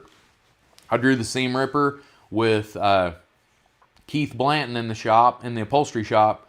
Me and him sat down, drew that, and I ended up getting a chassis from Cornfield Customs and had some buddies of mine help me on it and get it pieced together into really the first drag car that we used as advertisement for Paper to Pavement. Or, no, not for Paper to Pavement, I'm lying. For Mikey's Custom Upholstery. Like, I did all the seat insert in that, and then I just made little covers, and my whole thought was, like, if I can haul that dragster around, it don't even have to run. If it just sets out and I can show that I do interior, like at this level, I named that car the Seam Ripper, like to advertise for the upholstery shop. And then that strategy was the best thing that I ever came up with. Like, that set me in a different place in the world, because I wasn't just somebody's buddy that could sew. I was me showing exactly what I wanted to do in the world, what I wanted to work on. And I got plugged into a market of people with disposable incomes. Like, if they're at a nostalgic drag race, they waste money. Like, that's part of the lifestyle, is you got to waste money to have fun there at the drag strip. And all of those guys had hot rods at home. They had work trucks at home. They had vans. Like, they have everything that I need access to. And if I can get them to let me do an insert in their dragster, I know I can get them to let me do their bench seat and their door panels. And then I can start working for people that are into the same kind of stuff as me, instead of just doing rips, tears, and repairs on forklifts and tractors out here in the country, which is all I can do. Like, if it's me sitting here dealing with my local people, the only thing they have is rips, tears, or insurance work. Like, just insurance work's all they got. And I can't make a show off of insurance work. Like, and even if I can, I don't want to. It ain't anything I want to show that version of myself, because when I get in insurance mode, it's business time. It's no fun. There's no nothing. It is just strictly money per hour, lock in, loaded, and going. I don't like talking or nothing. So I don't want to get in that spot. So I really like the choices we've made to always tie into what I'm interested in. Work trucks, race cars. Go show what you want to build. I love conversion vehicles too. I love vans, and that's another reason the RV existed, because it was like, if I could get people to understand that I'm not just an upholsterer, I am a conversion shop. I could take things out there and turn them into awesome creations for people.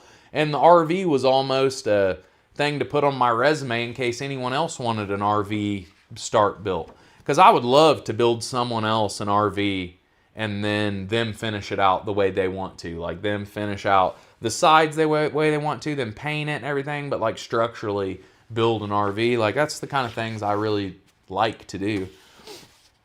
But after the Seam Ripper was drawn, I drew, naturally, the Seam Ripper 2. And the Seam Ripper 2, the cute thing about it is it was going to be a longer car. It was going to be a chute pack car, and I wanted to build a king chassis car because Brian Fox over in St. Louis is one of my favorite people on the planet. I love him. And I wanted one of his cars.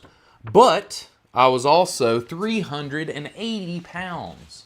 And when I went over there to get fitted in it, in one of the chassis, which thank God he had me do, I couldn't get my swollen butt cheek in it right now, I bet. But that thing, you know what I did do though, is I bought an engine for it. I bought a big, nasty 292 that would just shake the earth on the stand.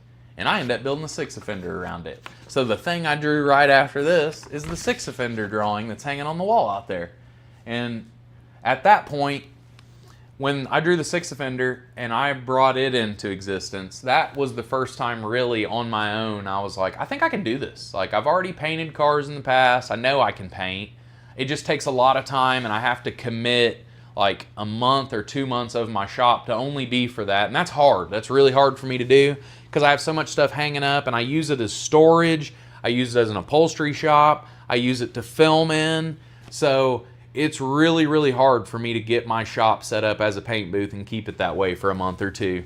But now I just commit to that. Like, I just do it, and I try to get everything that needs painted all in a stack together so I can kind of do it all at the same time. And I'm not like all at the same time, but within the same time frame. So it's like, if I'm gonna have this place set up in a month of painting, I'm just gonna have to paint all month, and then I don't really sew. So it was hard to run an upholstery shop consistently while wanting to create this stuff myself.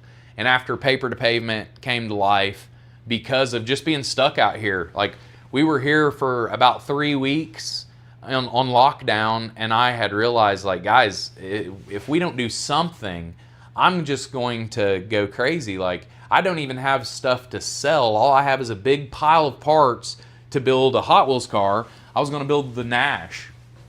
And it's like, after I started building the Nash, that was the drawing I did right after the Bug, was the Nash. And after I seen it, I was like, this is the first one I can actually do completely finished. I can do it by myself from this piece of paper. And then it was like, what do we name this channel? Well, I've got so much content, I have to put something up. I don't even know what to name the YouTube channel. And I sat here and came up with Paper to Pavement because of all of this, guys, because of these. Because everything I've shared with you today, like, this has been my whole life, and I'm trying to speak for who we are here, not really like what we're trying to become. It's just like, as we go along, we're gonna get better at this stuff. And all the drawings get better too. Like after the banana hammock was finished, it was like, you know, I spent a little bit of time just wasting money on the Krusty Krab and on the bug zapper and stuff, but those were not fun for me. They were not paper to pavement projects. They were not artistic. They were just competitive. And I like a competitive spirit in a creation process more than just a race. Like I'm the guy that I go the slowest at the racetrack. I get the most money per of anybody. I get the most out of my money because I get more track time than anybody there for the exact same amount of money. If you guys are out there making 10-second passes and I'm out there making a 20-second pass, I got twice the value out of my time. But then Big Deal got drawn and the pickle jar got drawn. And before the pickle jar got drawn, the plan wasn't to go to Hot Wheels with a team transport set. It was to go with a snake and mongoose set. I wanted to go with 2 head-to-head Izetta match race cars, and I was going to build Big Deal, and then I was going to build this one too. That is what I was originally going to do with the pickle jar. I was going to put a 153 4-cylinder in the back of it attached to a Volkswagen transaxle, and this was going to be a wheelie car. I was going to put big wheelie bars on it and just have it be a wheel stander. So I was going to have Big Deal, which is built, Big Deal was built to be a burnout car. So it's like I got a burnout car and I got a wheel stander out of that pair. But then, you know, I've watched the Legends Tour really close. What happened was a truck won called the Texas Toot, and it was a K truck that was a big monster truck. And I watched that live, and I was working on Big Deal at the time to take next year for the next season. I was just like, please, Izetta don't win. Please, Izetta don't win. Please, Izetta don't win. And that K truck won, and I was like, oh my gosh. They're going outside of the main line. I thought they were picked a monster truck so they could go, instead of making the Legends Tour another mainline car like they've done every year, I thought they were going to go outside of that and make a monster truck, like in their Hot Wheels monster truck lines.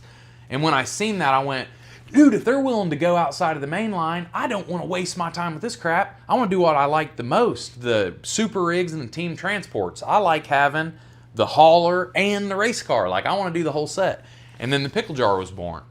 And the pickle jar got put together to be many things. Like, I was wanting to use it as a daily driver, but I also pictured in my head being a large scale to where I could just use it as a carrier. Like, I could just drive Big Deal, winch it up there, and pull it wherever I needed. And I built the pickle jar first, and as Big Deal came together, it was just not, size-wise, they just didn't click together right. You know, it just wasn't, they weren't really made for each other. I did make them for each other, but I failed at the scale. You know, like I just failed at that a little bit. And the pickle jar, now I know so many more skills that I want to go back and take another dive at that one too. Like, after the RV and Chili Willy are all finished up where they want to be, the Big Deal and the pickle jar will be getting tore apart, and they'll be getting redone into a way, way better version of themselves. Mainly the pickle jar. Big Deal won't get changed. The only thing I'm changing is the color.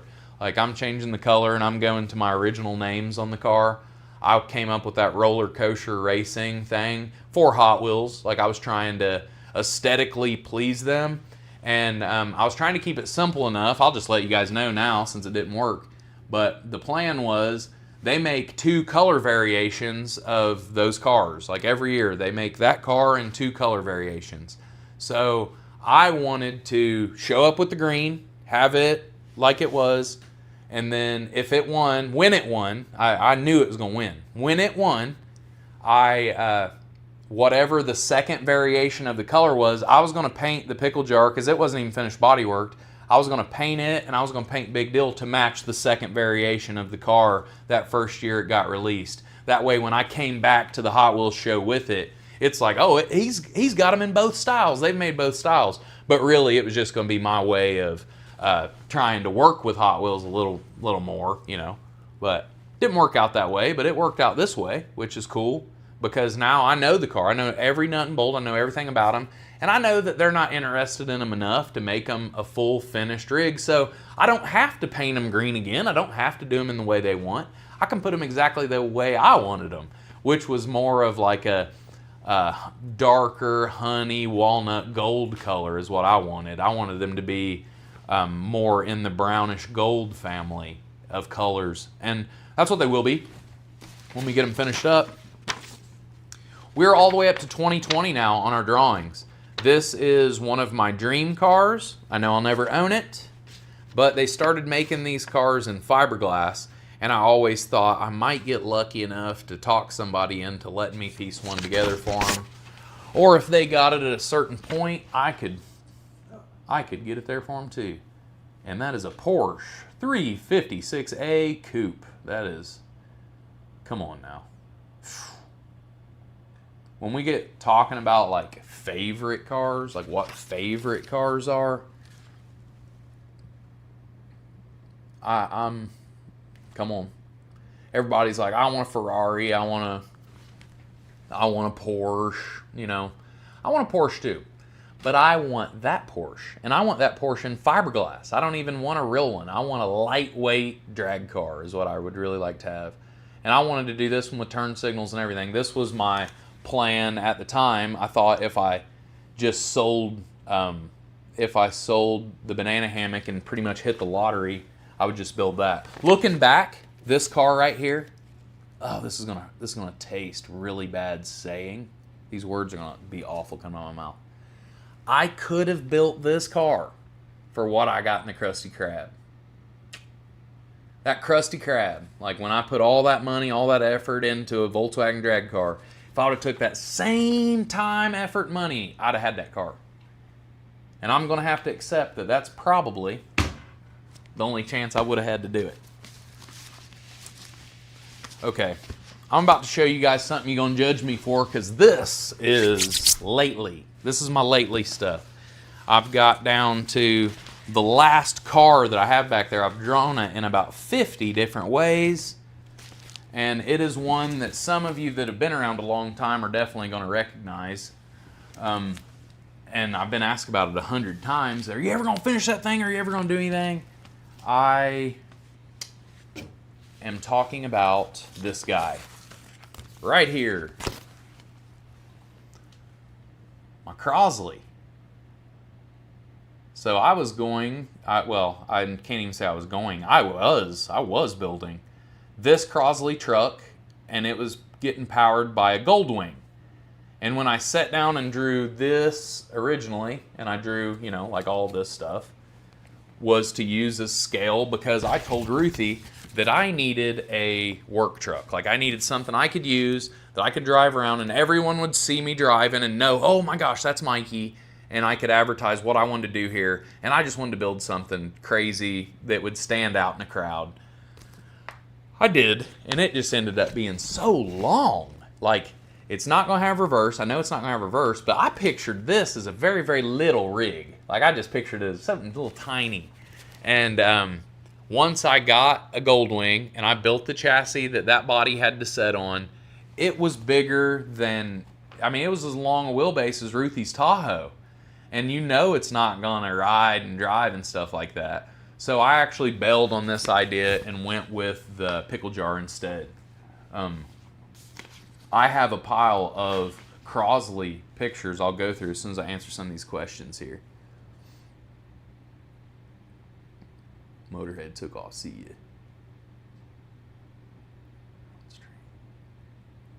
VV for the Boxer would be a funny name for that Volkswagen. The Boxer would be a funny name for that Volkswagen. Would be.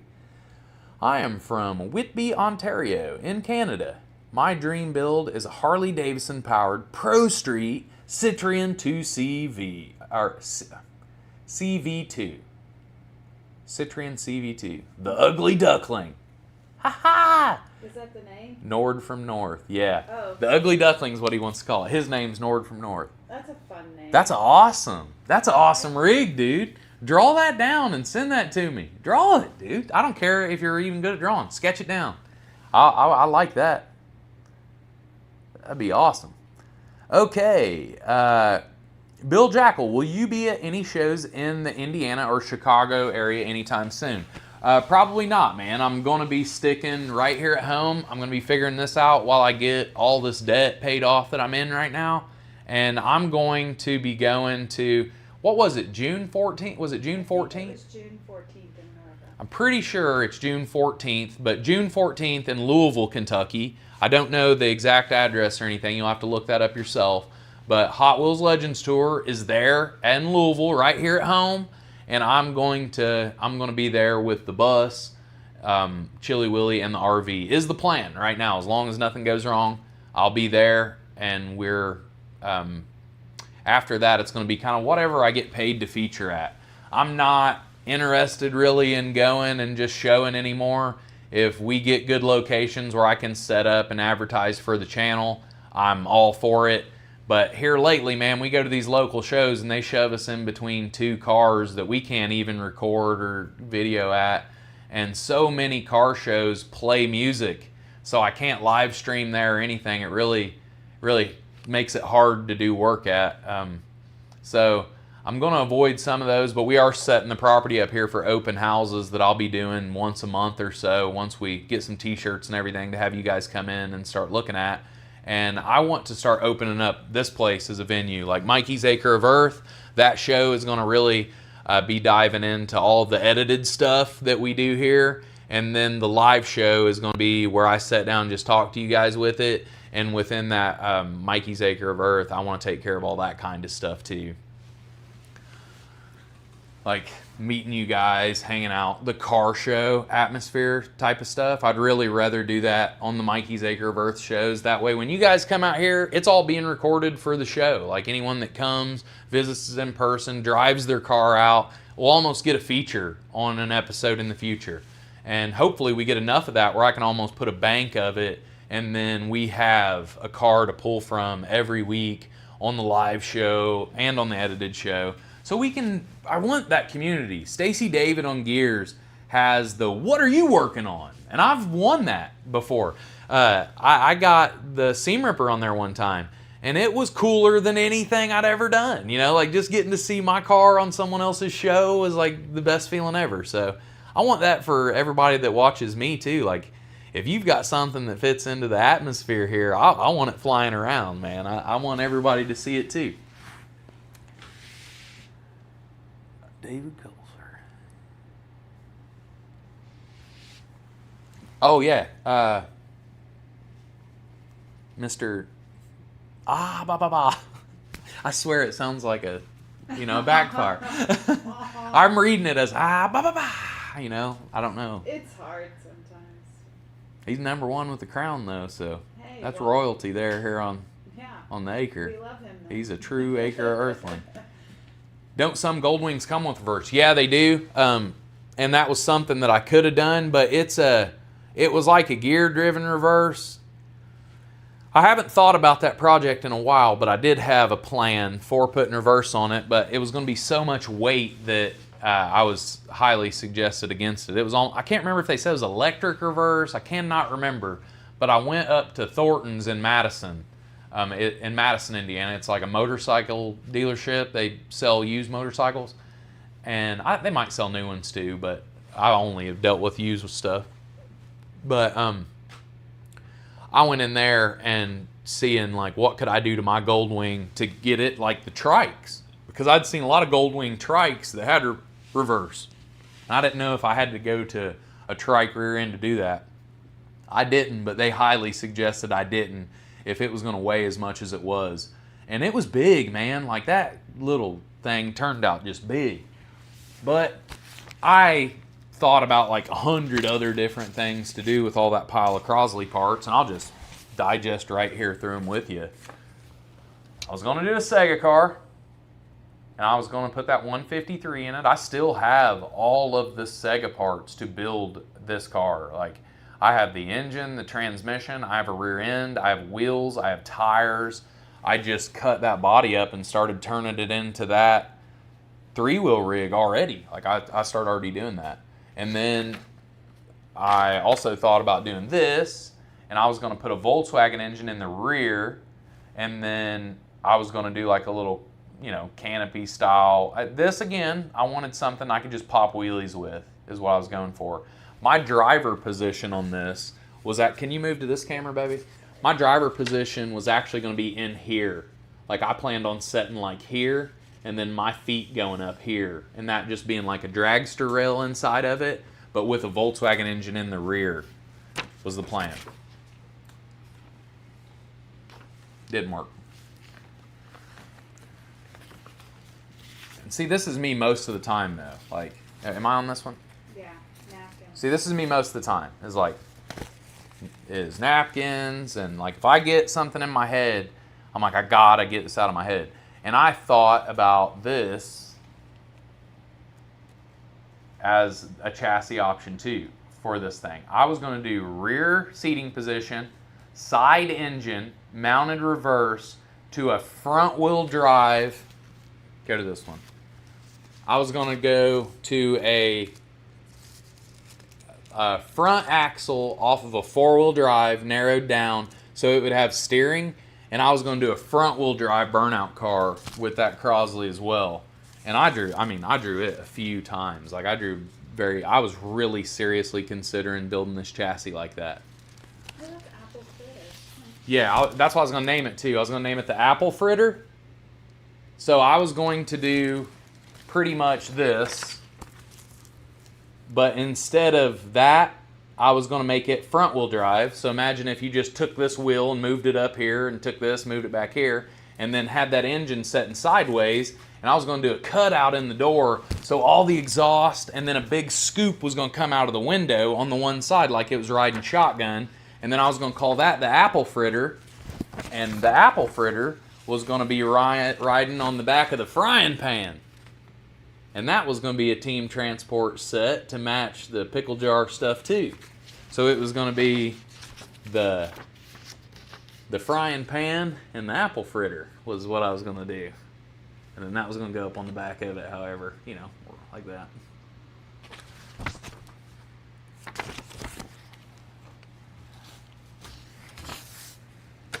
And then because this thing here, we go back to this camera, baby.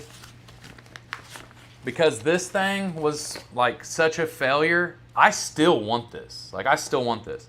I named this idea WART. I named it WART. W-A-R-T. Work Assisting Recycled Transporter is what I wanted this to be. A work assisting recycled transporter. And I am going to build one eventually. But what I have decided to do it on is a moped. See the little guy? That right there? I was going to build a little single cab. This is just rough sketch with pen, but I was going to do a little work assisting recycled transporter. And this is the nose. This is like one of the wheels off to the side. And then I was going to set in between the front wheels and then have a little bed in the back. And then it was going to have a roof rack over the top of it so I could haul a full sheet of plywood on the top, just over top of me, you know, like a deck over top.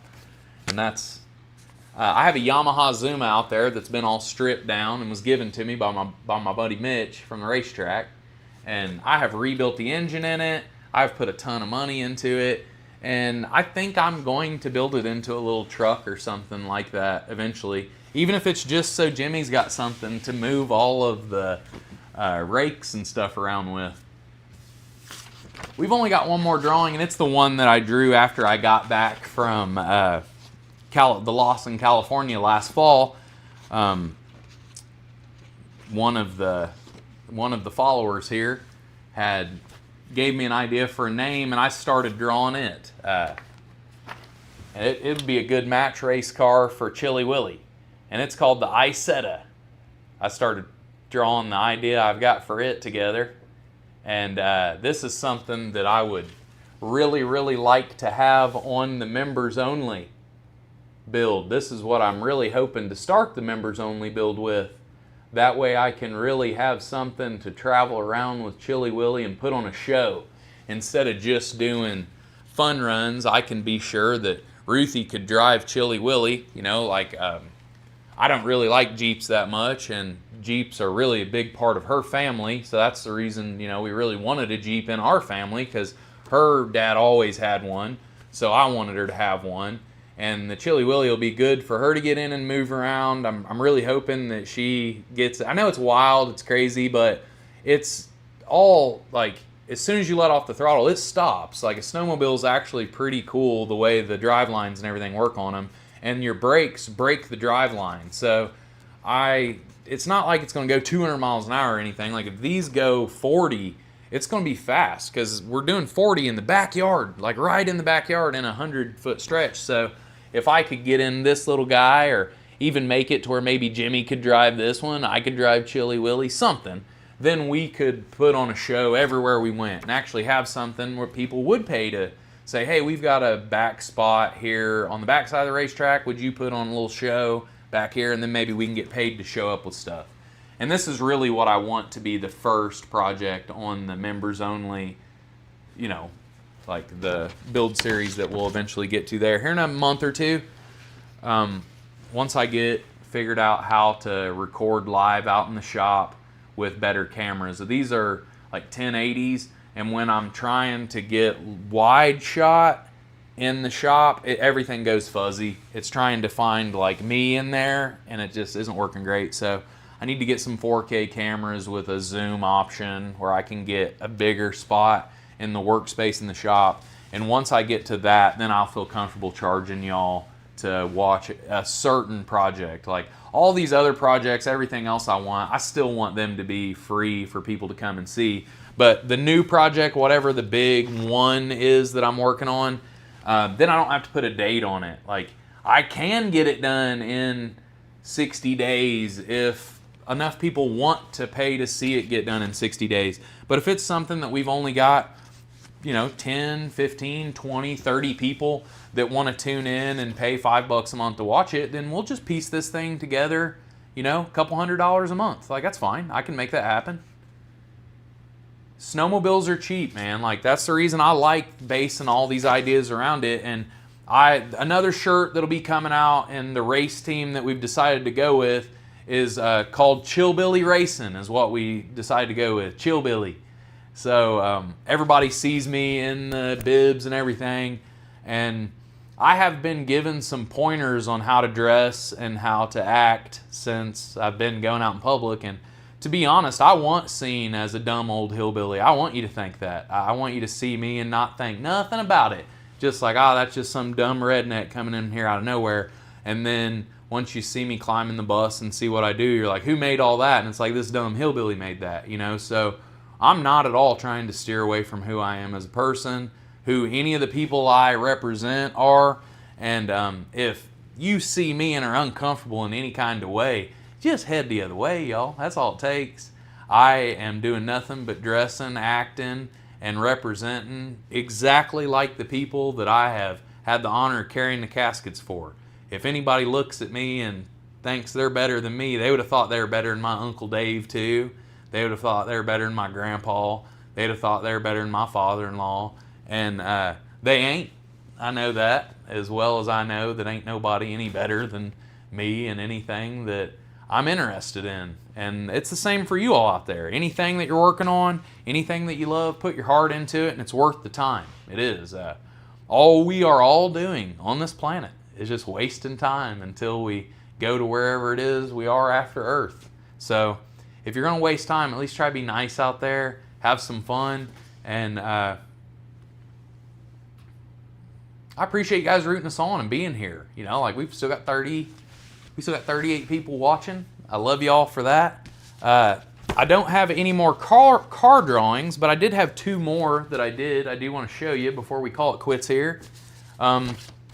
Because these are going to be like mascots, and then another one is an animation idea that I have that I want to share here. I want to share my ideas with you all in this live show. So any interest that is seen in it has the opportunity to invest in it, to sponsor alongside of it, or to be a part of it. Like, I don't want Paper to Pavement to just be me sitting here doing this. I want Paper to Pavement to be a hub of many, many different programs to watch people bringing stuff from paper to pavement.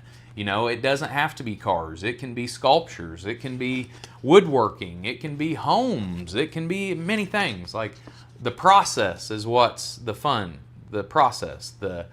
I have an idea and I want it to become.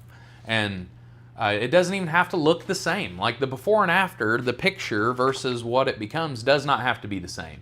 But the fact that you had the initiative to write down your thoughts and you were brave enough to start walking means that the pavement project you're going to be in love with more than the paper. I've never drawn anything that I didn't like more once I built it. I like it way more because you can feel it. You can adjust things around that you can't on paper. I can't move my finger exactly where I can move my hand, you know, so. But all the stuff I've been working on here lately is mainly just mascots, ideas for t-shirts, and this right here is actually the mascot for Mikey's Acre of Earth. It is me as a Sasquatch here. I haven't colored it yet or anything, but tried to do like a self-portrait of me. This is going to be the character that I use for the Mikey's Acre of Earth series, and it is I don't know, like just big chucklehead goofball. But yeah, I'm pretty happy with that. And then this thing is also going to get colored, so I'll do it brown and tan with blue bibs on for the Mikey's Acre of Earth shirts and the Mikey's Acre of Earth posters and stuff I sell. Like, it'll be this, and we're gonna do hats too that I've found out, and but I'm gonna do it in the browns, and then when we do the Chillbilly Racing, this is also gonna be the Chillbilly Racing thing, but I'm going to color it blue and white like an abominable snowman. So it's gonna be like a big Yeti, you know. So I'm gonna like paint me as a Yeti when I'm in the Chillbilly race mode, and then when we're back here at home warming up, will fall out into a regular old Sasquatch. Hopefully I can eventually figure out, even if it's just animating transitions. Trent has been playing with AI a lot with that, and I don't, you know, like, I like some of the AI stuff. I like when you're telling it to adjust like photographs and everything. I really like that, but I do not like the way it moves my artwork. It's just a little clunkier than I see it. I know my artwork is clunky, and I think the computer's reading it as like, oh, everything needs to be, and it's really not. So until I either get somebody that knows how to adjust animation around a little bit more, I'll just be using all that as like still cartoon stuff. And when I do get the when I do get the animation side of stuff figured out, a show that I want to put together eventually, it's been a dream. Like, I have had a dream of making a show since a kid, and I came up with this one. And these are two mice that live under my scrap pile in the back shop. They've got their whole little city back there, and a lot of the things that I get inspired by here, I want to show up in a smaller toy form rolled out of my scrap pile by the two, you know, angels, you could kind of say, watching out for me in many situations. I want it to be a different perspective that is more from the ground, and you'll like see me working in the back in the shop on projects and stuff, and then I want these two characters talking and walking out and like, what is this guy doing, and having like a kind of a funny life that they're living, and it be like Mary Poppins style. So like inside of the scrap pile is all a cartoon world, like under the trash, and when they come out of the trash, it is the real world like it is here with us, but they're still animated in it. And I call that idea Stein Brothers Salvage. And I have drawn characters that I call Franklin Stein and Albert Stein. So it's a play off of Albert Einstein and Frankenstein. But I have kind of the two sides of me that I'm trying to talk about here. You know, the happy, creative side that always wants to think and go. And then there's the side of me that just wants to shut up and do. You know, and Franklin's kind of that guy. He is he's the evil Knievel spirit of the bunch. He's the test pilot. He is the one that has to go fight the cats for the parts and pieces that they need to build the hot rods they're putting together. And Albert is just the big ideas with no problems in the world, no worries, no nothing. Can run full blast and never think about a problem. And then this guy is the one that lives in doom, you know. And that's the animation series that will eventually exist if I ever develop those skills. Stein Brothers Salvage, living right here on Mikey's acre of earth too. As you see, the world in my head is a lot bigger than the one out here. I know that there's 7-8 billion people walking around, but there's trillions in my head, and all of them have their own car and their own story. And if I live long enough, we're gonna get them out here on Paper to Pavement. I am gonna answer just a couple more questions before we call it quits here. If any of you guys have any questions about projects, parts, or even if you've got stuff you kind of need parts for or need things, feel free to come back in the comments section like after this is posted live. I don't know why the live chat isn't available to the public afterwards. It's only available for us here. I don't know how to do it any other way. But if you come back to this video and post any questions, or if you have parts and pieces that you're looking for some kind of obscure project, type it in my comment section and see if someone there will help you find it. I really try my best to do a good job of cleaning up all the riffraff there. I don't let anybody that argues stick around for very long, you know, if all they're looking for is a fight. So it's a really good place to find good people that are willing to help, is in my comment section. I'm really trying to build this channel into a community of people that want to help each other create what their dreams are. So it doesn't have to be what I'm into. If it's something that you're building that you need something for that's just odd, if I don't have it, somebody else might. So come back in the comment section and at least talk to them there. Tim McCohen, keep up the good work. Always love seeing the things you build. Thank you, Tim. I really appreciate you. Seeing your drawings makes me want to start doing some sketches again. I haven't drawn in ages. Thank you, man. Like, that's all I'm trying to do. I don't care if you're building or if you're just sketching. Just using your brain to come up with something that doesn't exist in this world right now is a superpower, y'all. You know, I mean, you are a creator. You can be a creator with anything. You can be a creator with Play-Doh. You can be a creator with Sharpies and markers. You can be a creator. I mean, I've needed nothing. I've needed nothing to scratch that itch for me. And this is what I have to do to scratch that itch. If not, I can't, no one can be around me. I get mean. I get mean, and I get mean to myself too. And it's not a version of myself that I like anyone seeing. And I know a lot of y'all have that in common with me. And sitting down and just drawing a smiley face sometimes puts one on mine. Like, it puts a smile on my face sometimes. So I'm so happy to hear that you're going to sit down and draw. Get them pencils real sharp and get plenty of erasers, man. I burn through erasers way faster than I can sharpen a pencil down. So the mistakes are the best part. Half Dozen Customs. Hey, Dave and Colleen here with Half Dozen Customs. We love hearing about all your ideas.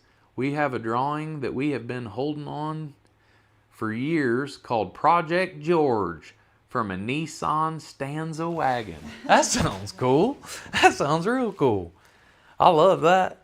I have something in my head that I just can't shake, and it's a front-wheel drive project. You know, if I could get into a front-wheel drive car pretty cheap, I don't even need one with a title or anything. I'd really like to find something that maybe been in a rear-end collision, but I'd really like to cut all of the structure, leave the front engine, leave the steering and everything, and then just readjust the column and make almost like a slightly cab over front wheel drive 6-wheel hauler with a big flatbed that I could just pull my bicycles up into, pull my scooter right up into, and then me and Ruthie, hopefully we can do it pretty soon, but I want one of those vintage paddle wheeler boats. The ones that you set in and paddle with your legs. I want one of those so bad. If any of you all have one of those out there that need fixed or stored, please get a hold of me at papertopavement@outlook.com. I don't have any money, but I would sew a bench seat for one. I would, you know, like, I can't give you a ton, but I mean, money-wise, considering they're usually worth $400 or $500, I would definitely do $400 or $500 worth of upholstery for one.